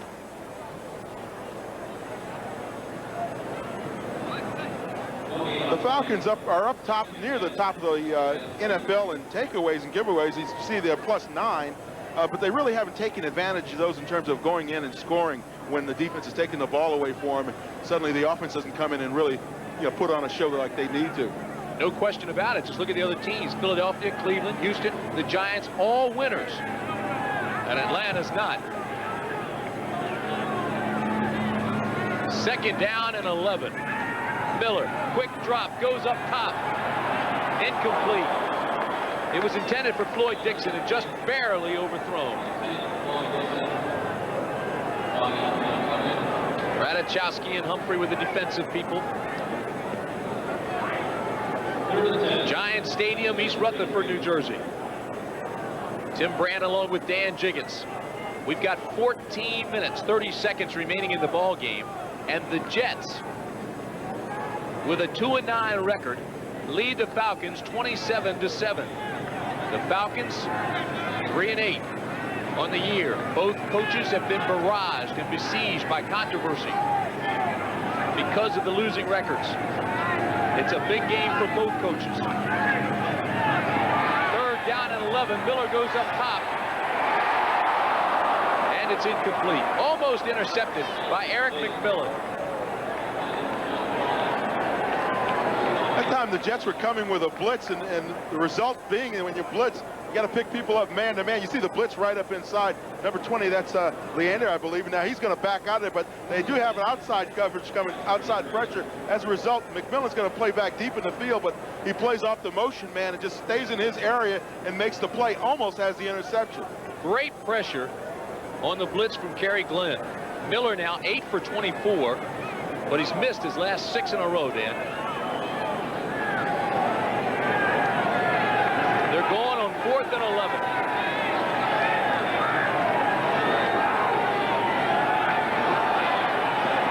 Miller throws the completion, no, incomplete, and there's a flag down anyway. I think one of the Falcon linemen may have jumped a little early. Somebody looked like they got up off the ball just a little early.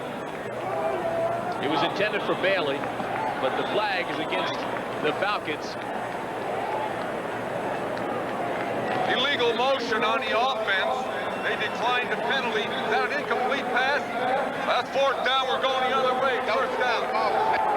Well, we called it incomplete, and it is. Now, we talked about how Atlanta doesn't take advantage of turnover situations. When they got the ball down there at about their 30-yard line, they just squander an opportunity to take it in and score.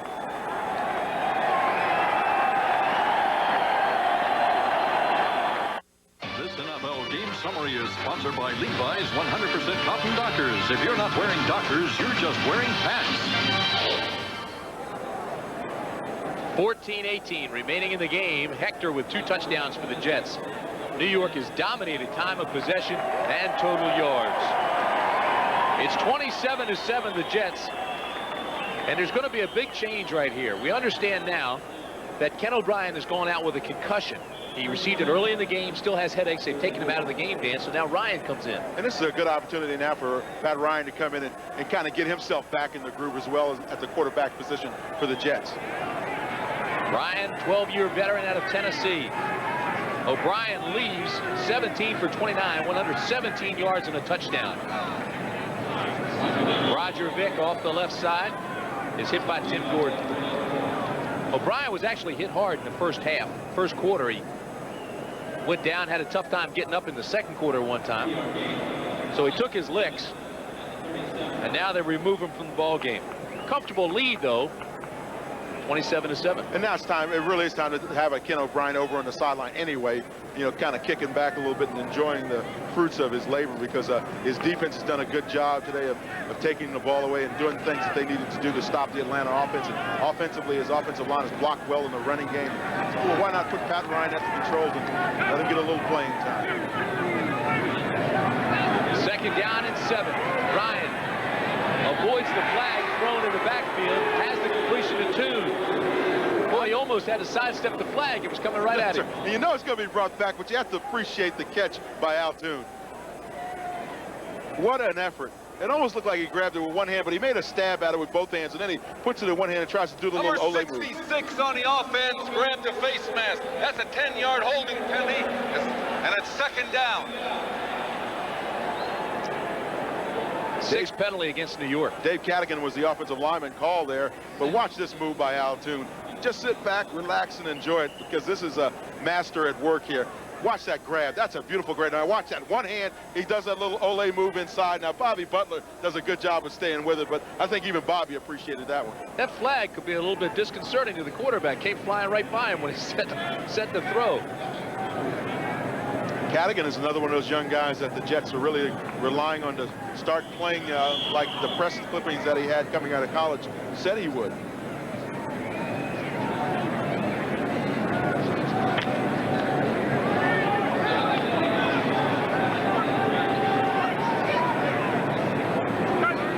Second down and 17.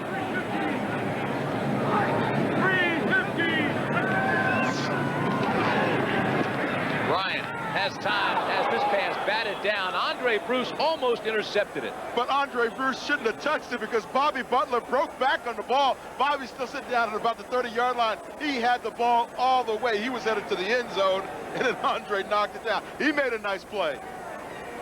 But Bobby Butler's going, oh, man, I had money in my hands. Now watch Bruce from his outside linebacking position. Number 93 jams the tight end, plays down very nicely, then sits back in there, and watch him slap the ball down. But the key was Bobby Butler. You see right there, Bobby had both hands out in front. He had 6 points on his mind. It'll bring up third down and 21.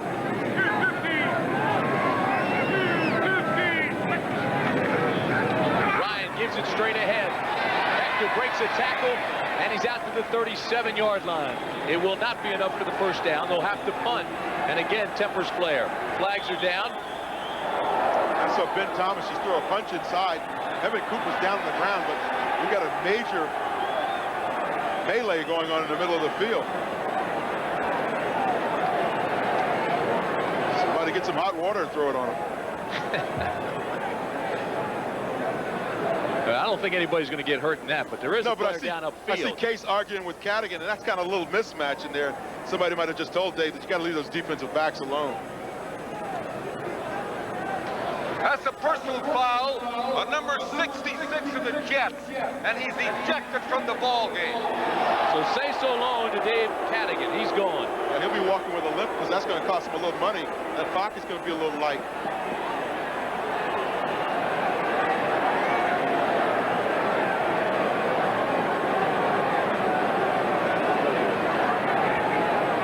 Meanwhile, Evan Cooper is up, and he limps off the field. Cooper was shaken up during that entire melee, but he was not anywhere near the fighting. He was upfield at the 45. That was after the play was over. It's fourth down, 15-yard penalty. And that really puts the Jets in tough position now, because it backs them up 15, and now Prokop has got to get away a heck of a punt. And the fans here do not like that decision. There is still plenty of time left in this ball game. 12:51 remaining. Joe Prokop was a decathlete coming out of college, and it's one of the reasons why a lot of people like him as a punter, because he's pretty versatile as an athlete. Deion Sanders at the 35. And the punters that have had to kick against Atlanta say that Sanders throws them out of his rhythm, because they start thinking about him being back there, and it throws their stride off. I mean, they don't want to kick it right to him. They try to avoid it. saw Dion pull that face mask up. I think he's getting ready to do some damage here. He's turning into a bandit. Let's see what he does.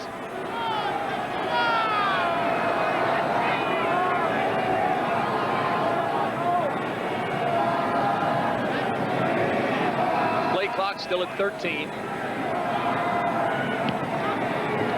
a high knuckleball. Sanders at the 40. Gives ground, drops the football, gets it back, so he'll lose a yard. A 36-yard punt, -2 on the return. Werner stripped it. Greg Werner was the guy that knocked the ball out of there from Dion, but here's Dave Cadigan kind of tying it up with that Atlanta defense. That's what he got ejected for. It looks like he's got a handful of face masks. Ago, Dave Cadigan, the offensive lineman for the Jets, was asked to leave the premises after getting ejected from the game for fighting. So he's going to take an early shower, and like I said, he'll be walking with a little bit of a limp because one of those hips is going to be a little light. There's going to be some dough out of it. So the crowd comes to life with that. Since the touchdown pass to Wilkins, Miller has missed 7 passes in a row. First down, Falcons. Miller throws and is hit from behind. Incomplete. Good pressure that time by stalwart number 96, the defensive end, came in from his defensive line position and really came on that backside of Miller and forced him to throw before he wanted to. Now watching this area right here, right in front of you, that's where Stalwart is going to come from, and he's going to put a nice pass rush on. Then you see him there working against Clayton, and he gets to that backside, and Clayton, I think, got a call for holding. That's offensive pass interference. That was a forward pass. 87 offense, 10-yard penalty, and it's first down. So you can see the flag come in on the replay, so it's against Wilkins, and they'll move the Falcons back. It was not against Clayton. I hope he'll forgive me, Stan.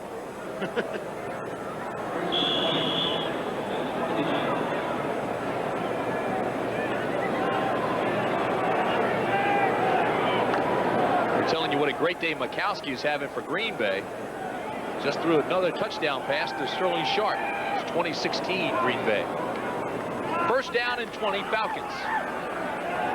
Miller this time has time and throws the completion to Sean Collins. And Collins has run out of bounds at the 43-yard line. Right now, let's take you back to the studios and Brent Musburger. Brent? And Tim, at the other end, Sharp has now caught 10 for 157 yards and 2 touchdowns. Watch the power at the goal line. Now, that's one of the reasons why the scouts really like Sterling Sharp. He beat up Browner at the goal line for that touchdown. 2016, let's go back to Tim. And Brett, how about the day Mikowski's having? It's been red hot. Pro Bowl year, no question about that. 27-7 Jets. Second down, call it 6. Miller again has time, and Settle can't handle it. Boy, you can't put it any better than that. He put it right out there for Settle. You know, it's one interesting thing when they look at quarterback statistics. Another statistic that they should keep is when the balls are dropped. Those should not go to the detriment of a quarterback, because if receivers and running backs are dropping balls, that hurts a quarterback's his rating, and really it's the fault of the receivers. They've got to catch the football when it's thrown at them. We're in an area where they can catch the ball. You got to make them. That's what you get paid to do. Boy, the Falcons are really out of sync. That's at least 4 drop passes today. Miller now just 9 for 27. Third down and 6. Drills this one, has the completion. It's Collins inside the 30 to the 27-yard line. Kyle Clifton makes the stop. Gain of 29 before Kyle Clifton can get him. And now Chris Miller takes some time to look downfield, and that's the key. If you get the time and you take it and you find the open receiver, which he does here, hey, that's how the offense works. But again, now he's starting to work the inside of that field. We talked about how he had to get inside, maybe work some slanting patterns, and this time he goes to Collins downfield, and he's successful. Dixon comes to the bottom of the screen. Collins to the top. It's Jones and Settle in the backfield. Miller's got pressure and throws an interception. Mercereau, I think, was shocked when Miller threw the shuffle pass. The pressure came from Ron Stallworth, and that's a poor pass by a young quarterback. And Mercereau in self-defense grabbed the ball. Does it look like a little shovel that he's trying to come back along the line of scrimmage and flick it back to his running back, but as you can see, it's going to come right to your right-hand side. Watch Miller come back. He drops back. Now he rolls out on a sprint. Stallworth is after him. He tries to pitch the ball underhanded, and really the only guys that are up there is his offensive line and maybe Gene Lang, but he's really, Keith Jones, but he's really not in a position to catch the ball. Another look at it. Stallworth, 96, goes on that hard inside slant, chases the quarterback, and now Miller flips it up, and Mercereau is in the position to intercept it, and he does. Boy, that's a terrible pass by a young quarterback. First down, Jets. Vick back to the line of scrimmage, spins for a yard. Mike Gann will get credit for the tackle. Well, here's the bad news. More than 36,000 no-shows. The attendance, 40,429, and that's the second smallest attendance since the Jets moved to the Meadowlands. Doesn't even look like the folks that are here are watching the game. 10 minutes, 40 seconds remain. Nice pass, Ryan to Toon, who breaks the tackle and is close to the first down. What an effort by Al Toon.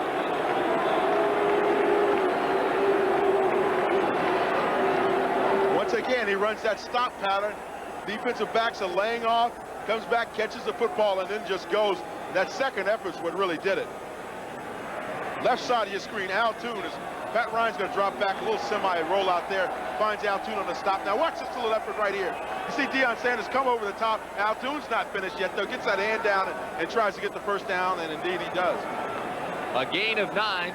He was watching it on the big screen. He wanted to take another look at it just to kind of appreciate it. He's trying to get in double figures again in terms of receptions. 5-year veteran showed the rookie a thing on that play. Again, they go out with the quick pass. This time it's to Townsell, and he's up near the first down marker. Again, it was thrown in the direction of Deion Sanders.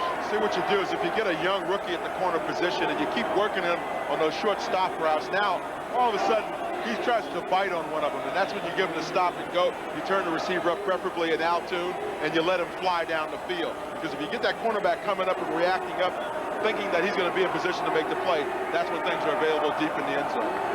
Crowd starts to chant Deion.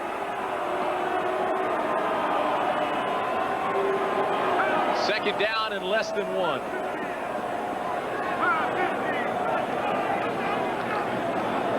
Johnny Hector, right side, gets the first down. Andre Bruce trips him up. Yeah, but the carriage on that play was really by Bobby Butler, number 23. He comes up and he's got to face Reggie McElroy, who was coming around the corner. And Butler did the smart thing by coming up and getting low on the big guys. If you come up there high, you're going to get taken out, and you're going to end up being roadkill. So what you do is you come down low and submarine him, and that's what Bobby did from his corner position. This big McElroy now. You're sitting out in that corner, you weigh about 180 pounds. You don't want to face him, but he's got a full steam ahead up and bad intentions. Don't forget, those of you in the area of the state of Georgia, it's Chicago and Washington coming up in game 2 following this one. First down, Jets. Flags fly. Hector has a blocker, cuts back in, and will lose 2 yards. The ball's on the ground, and the Falcons recovered it. So if it's against the Jets, the Falcons will decline it.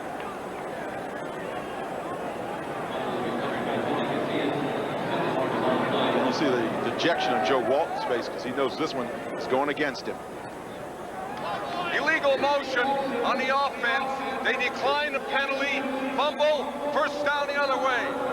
The strip was made by Deion Sanders, and a recovery by Tony Casillas. Primetime heard the cries of the crowd and answered them back. Now he's going to watch it. Yeah, he's looking at the big screen, too. Everybody's becoming a viewer today. Including Warren Moon. You've been following the Kansas City-Houston game. Houston now trails 34-0, and Warren Moon's been benched due to his ineffectiveness, replaced by Cody Carlson.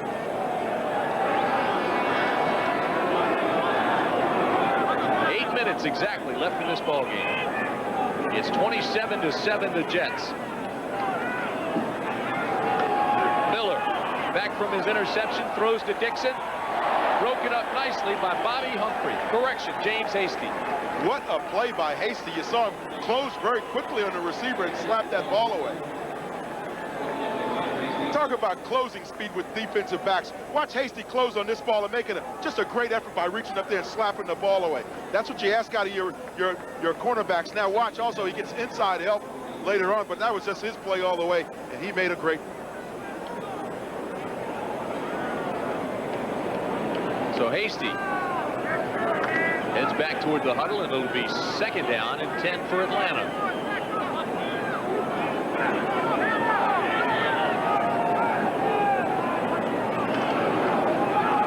Miller underneath has Lang, and Lang has the Atlanta 1st down to the 41-yard line. See, that's the area of the field why I think it makes more sense for Atlanta to work in, because if you got the linebackers dropping back in that zone, then there's going to be seams open and available for you in there. But every time you try to send those receivers down deep on those street routes, they're not going to be open because they're getting help from the deep middle 2 guys, and they're just dropping back. The safeties are dropping back, helping the corners. Gain of 12, 1st down to Collins, incomplete. Miller's got to be frustrated. He's had a whole bevy of passes dropped today. Yeah, well, you can understand why that one's dropped when the receiver comes across the middle and it's thrown high. Those receivers kind of get a little anxious about going up in the air, but that's their job. You come across the middle, catch the football. If not, you make your quarterback look bad, your offense looks terrible, and people don't want to see it.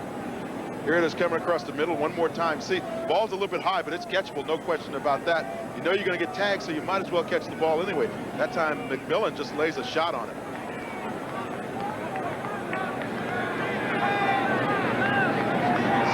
Remaining. Miller now 11 of 32. He'll try it again on 2nd down and 10. To Collins, 1st down Falcons. Sean Collins does a nice job that time, come back and catching the football. Young man who went through a lot of tough times early in his lifetime and has really done a great job, I think, of hanging in there and keeping the kind of personality that I think that even his parents could be proud of. When you look at what he likes to do, working with young children and teaching them the anti-drug message, I think that's something that every pro player should really concentrate on doing and living his life the right way. Well, that's the key. He's the leading rookie wide receiver in the league. He's only 22 years old, and he's got 16 hours to graduate with a degree in psychology. He said that's very important to him. 1st down.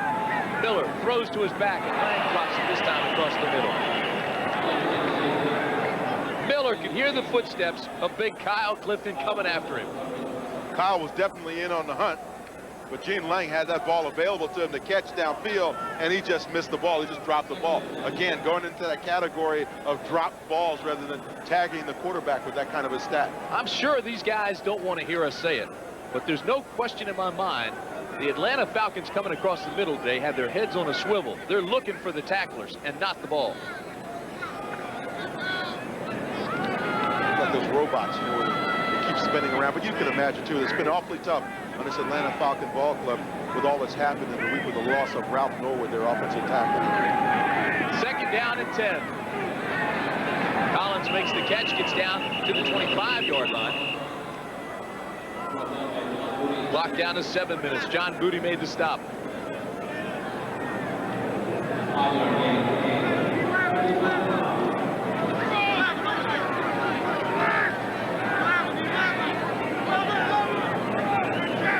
Third down and 6. Miller has pressure coming in the middle, feels it and throws. This time it goes right through the arms of John Settle. He has Settle and Lang open to the same side of the field. It looked like they were trying to flood that area. Maybe somebody ran the wrong route, but he really had the ability to throw to either one of them, and it appeared that neither one of them wanted to make the catch. And watch as they come down, both backs are going to end up over in this area, coming over one short and one deep. And really, Miller has an opportunity, as I said, to go to either one of them, but neither one of them can catch the football right now effectively. You see the underneath and over the top, and it almost goes to both of them. It'll bring up 4th down and 6. And obviously, the Falcons have to go for it.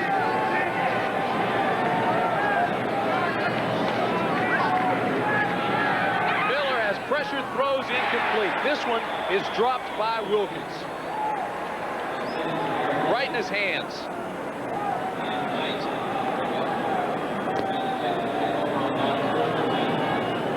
Well, there'll be a lot of pressure on Marion Campbell after this one. College football coverage continues here on CBS next week. Alabama against Auburn.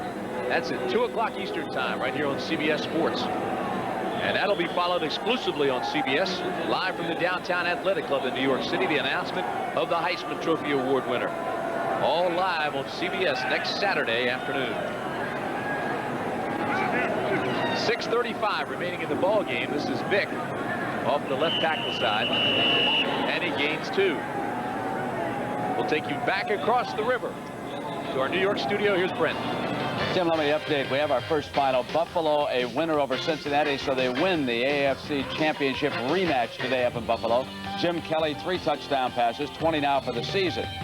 Now, elsewhere, the Minnesota Vikings were stopped inside the 5. They settled for a field goal. They have just recovered a fumble, so the Vikings have the ball back.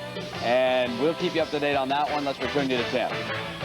Yeah, Brent, but everybody knows the Green Bay Packers wait until the 4th quarter to win ball games. That's what they've done all season. 2nd down and 6 at the 29. 5:50 remaining in the ball game. Another catch by Toon. Ryan Toon working on Sanders. 8th catch for Toon this afternoon. He had 11 last week. Well, they're starting to empty out those that did come. Second smallest crowd since the Jets have moved to the Meadowlands. 5:28 remaining in the ball game. The Jets lead Atlanta 27-7. Tim Brant along with Dan Jiggetts. Well, we've seen Atlanta twice this year, Dan. And we saw him in San Francisco and we saw him here. We've only seen him score 1 touchdown. Offensively, they have not been very good this season. And when you look back, they've been able to stay in quite a few ball games, but they just have not been able to take advantage of key opportunities offensively. They'll whistle this one dead. There's a flag down at the line of scrimmage. False start on the offense. That's a 5-yard 3rd down. Well, I don't think there's any question in either of our minds, and certainly I would assume the minds of the viewers, that this Atlanta Falcon team has certainly been affected, and well, they should be, by the tragic death of their teammate, Ralph Norwood. Especially when you look at a young ball club and how that can really have a negative effect on you. Because everybody's mind is on the family of Ralph Norwood. You've got to feel that way. I don't think you'd be human. Good look at O'Brien, or Ryan rather, who replaced O'Brien. O'Brien went out with a mild concussion, could return, but why should he? Ryan's having some fun in here. They've got a big lead. And Toon wants pass interference. The ball was right there at Toon. He was covered nicely by Tim Gordon. There is no flag. Nice little simultaneous action there. Gordon, good coverage on the play. I agree with the non-decision by the officials not to throw a flag. Green Bay leading Minnesota 20-19 in the 4th quarter. Magic Man's trying to pull out a little bit more magic. Miami losing big to Pittsburgh. How about Houston? Can't win if they're not in the house of pain.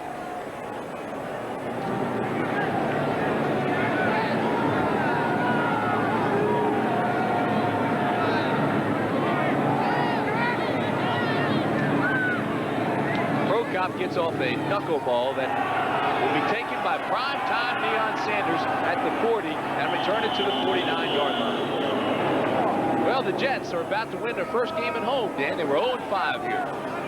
And this really takes some of the pressure off of Joe Walton. I think people now will start saying, well, maybe let's see what he can do if he gets everybody healthy and gets his young people back on the field again. And certainly it takes a lot of pressure off the offensive and defensive staffs as well for the Jets, because everybody played fairly well today. Granted, it was against an Atlanta Falcon team that was struggling, but at this point in the season, when you're 2-9, you'll take the wins any way you can get them. Coming up next, game 2 of the doubleheader, Chicago against Washington, for those of you in the Georgia viewing area. So after that 32-yard punt, 9-yard return, it's first down, Falcons at the 48. Jones out to the 37-yard line. No huddle. Hurry up offense, 4:30 remaining. Jets, of course, in their nickel defense. 4 down line lineman rushing the ball, rushing the passer. First down, batted down.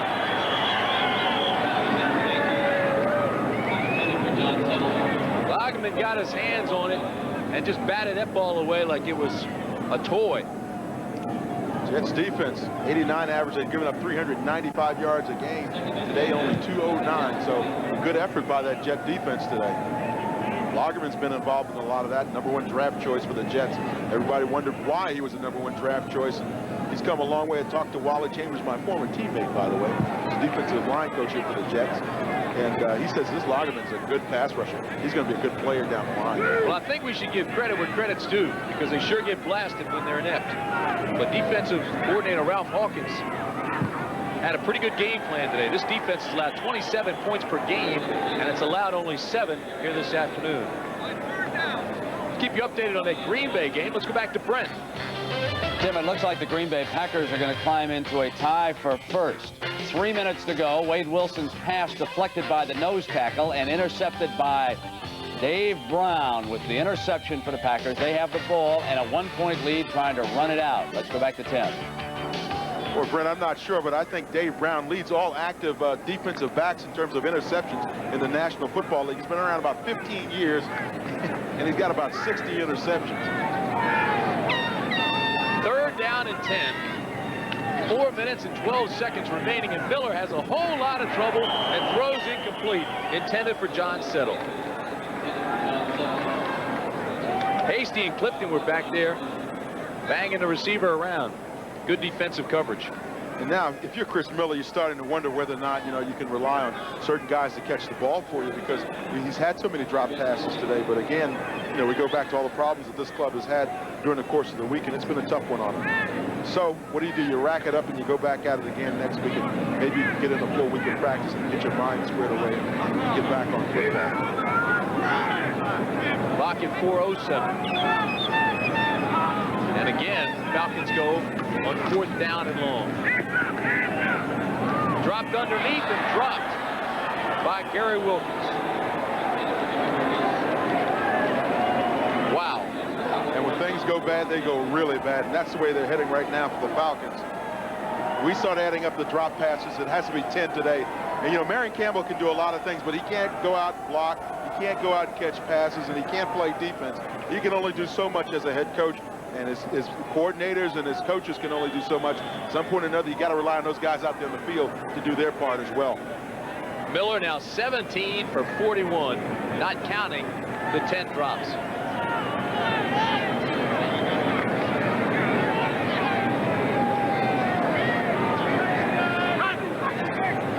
First down for the Jets. They'll try to melt this clock. A.B. Brown comes into the ball game. Brown breaks outside across midfield to the 45-yard line.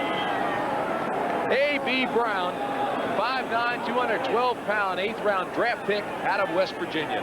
A gain of 17. Key block there by Mike Haight, came around number 79, pulled out around the corner, and he really sprung Brown on the play. His offensive linemen for the Jets have done a pretty good job today. Got their names mentioned a few times, got a little airtime. They'll be proud. They want to listen to the tape when they go back on Monday.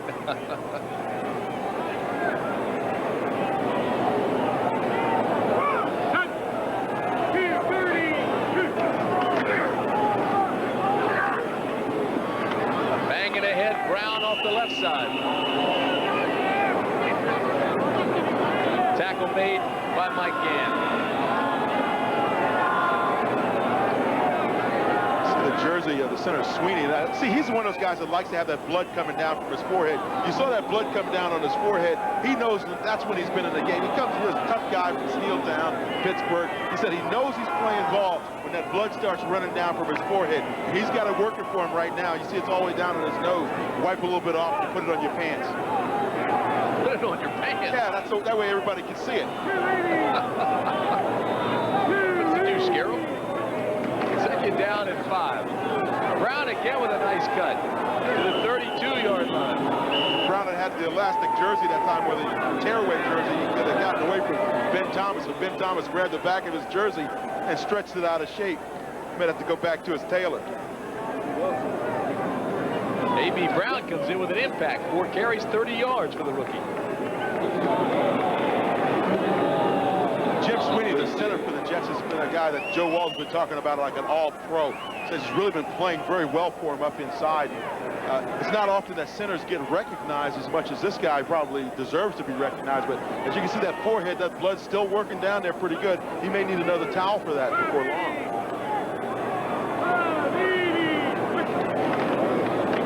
Brown again. Not much for the rookie this time. Ben Thomas trips him up. First home win of the year. Yeah, and there's some smiling faces over in that Jet sideline. That's the kind of stuff that makes you want to play at home all of a sudden when you can start capturing a couple of games on the home front. Makes everybody very happy. Owner Leon Hess has got to be breathing a sigh of relief. A 2-minute warning. We'll be back. Every day, 40,000 children in the third world die from diseases. So the question we'll ask tonight on 60 Minutes is, does anybody care? Followed by Murder, She Wrote, then a CBS special, 50 Years of Television, a golden celebration hosted by Walter Cronkite, Carl Reiner, Jane Seymour with George Burns, Dick Clark, and many, many more, all tonight on CBS. That should be fun to watch. 50 years of television. Second down for the Jets inside the 30. A.B. Brown goes down to the 28. Few Jet fans that came out today, they're pretty excited. This guy's standing out here without his shirt on. He must not only be excited, but losing all of his mental facilities as well, because it's about 45 degrees out there. How about the clinic today by Al Toon on Deion Sanders? 8 catches, 84 yards, and a touchdown. Well, you know, Deion had pretty good coverage on him, though. He didn't really make that many runs after he caught the ball. Deion had good coverage, so he was doing his part. Al Toon is just an exceptional athlete and a pretty doggone good wide receiver. Here's Brown, a rookie again. Well, Al Toon, it seems like just yesterday, he led the NFL with 93 receptions. That was last year. This year, he missed 4 games with a sprained ankle. Came into this game with 35 catches. 3-time Pro Bowler. 11 catches last week. So he's back and playing like that Pro Bowler. Coming up, we got that Chicago-Washington game, and now you start thinking about the Bears. They see the Packers beating the Vikings, and they could make a move up to the top of their division as well. But the Packers are the big surprise, I think, this season, and no one expected them to be as strong as they are. They can hold on to beat the Vikings today. That's a major move up the ladder for them. Great year for Mikowski. As they continue to milk the clock with 20 seconds. The coordinating producer of the NFL on CBS is Charles H. Milton III. The producer of today's telecast is Bob Gekas. Directed by Mike Arnold, and the executive producer of CBS Sports is Ted Shaker. So the Jets go to 3-9 with the win today, and the Falcons drop to 3-9.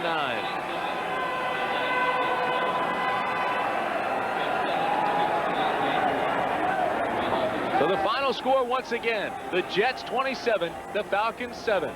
For Dan Jiggetts, I'm Tim Brant. You've been watching CBS Sports coverage of the National Football League.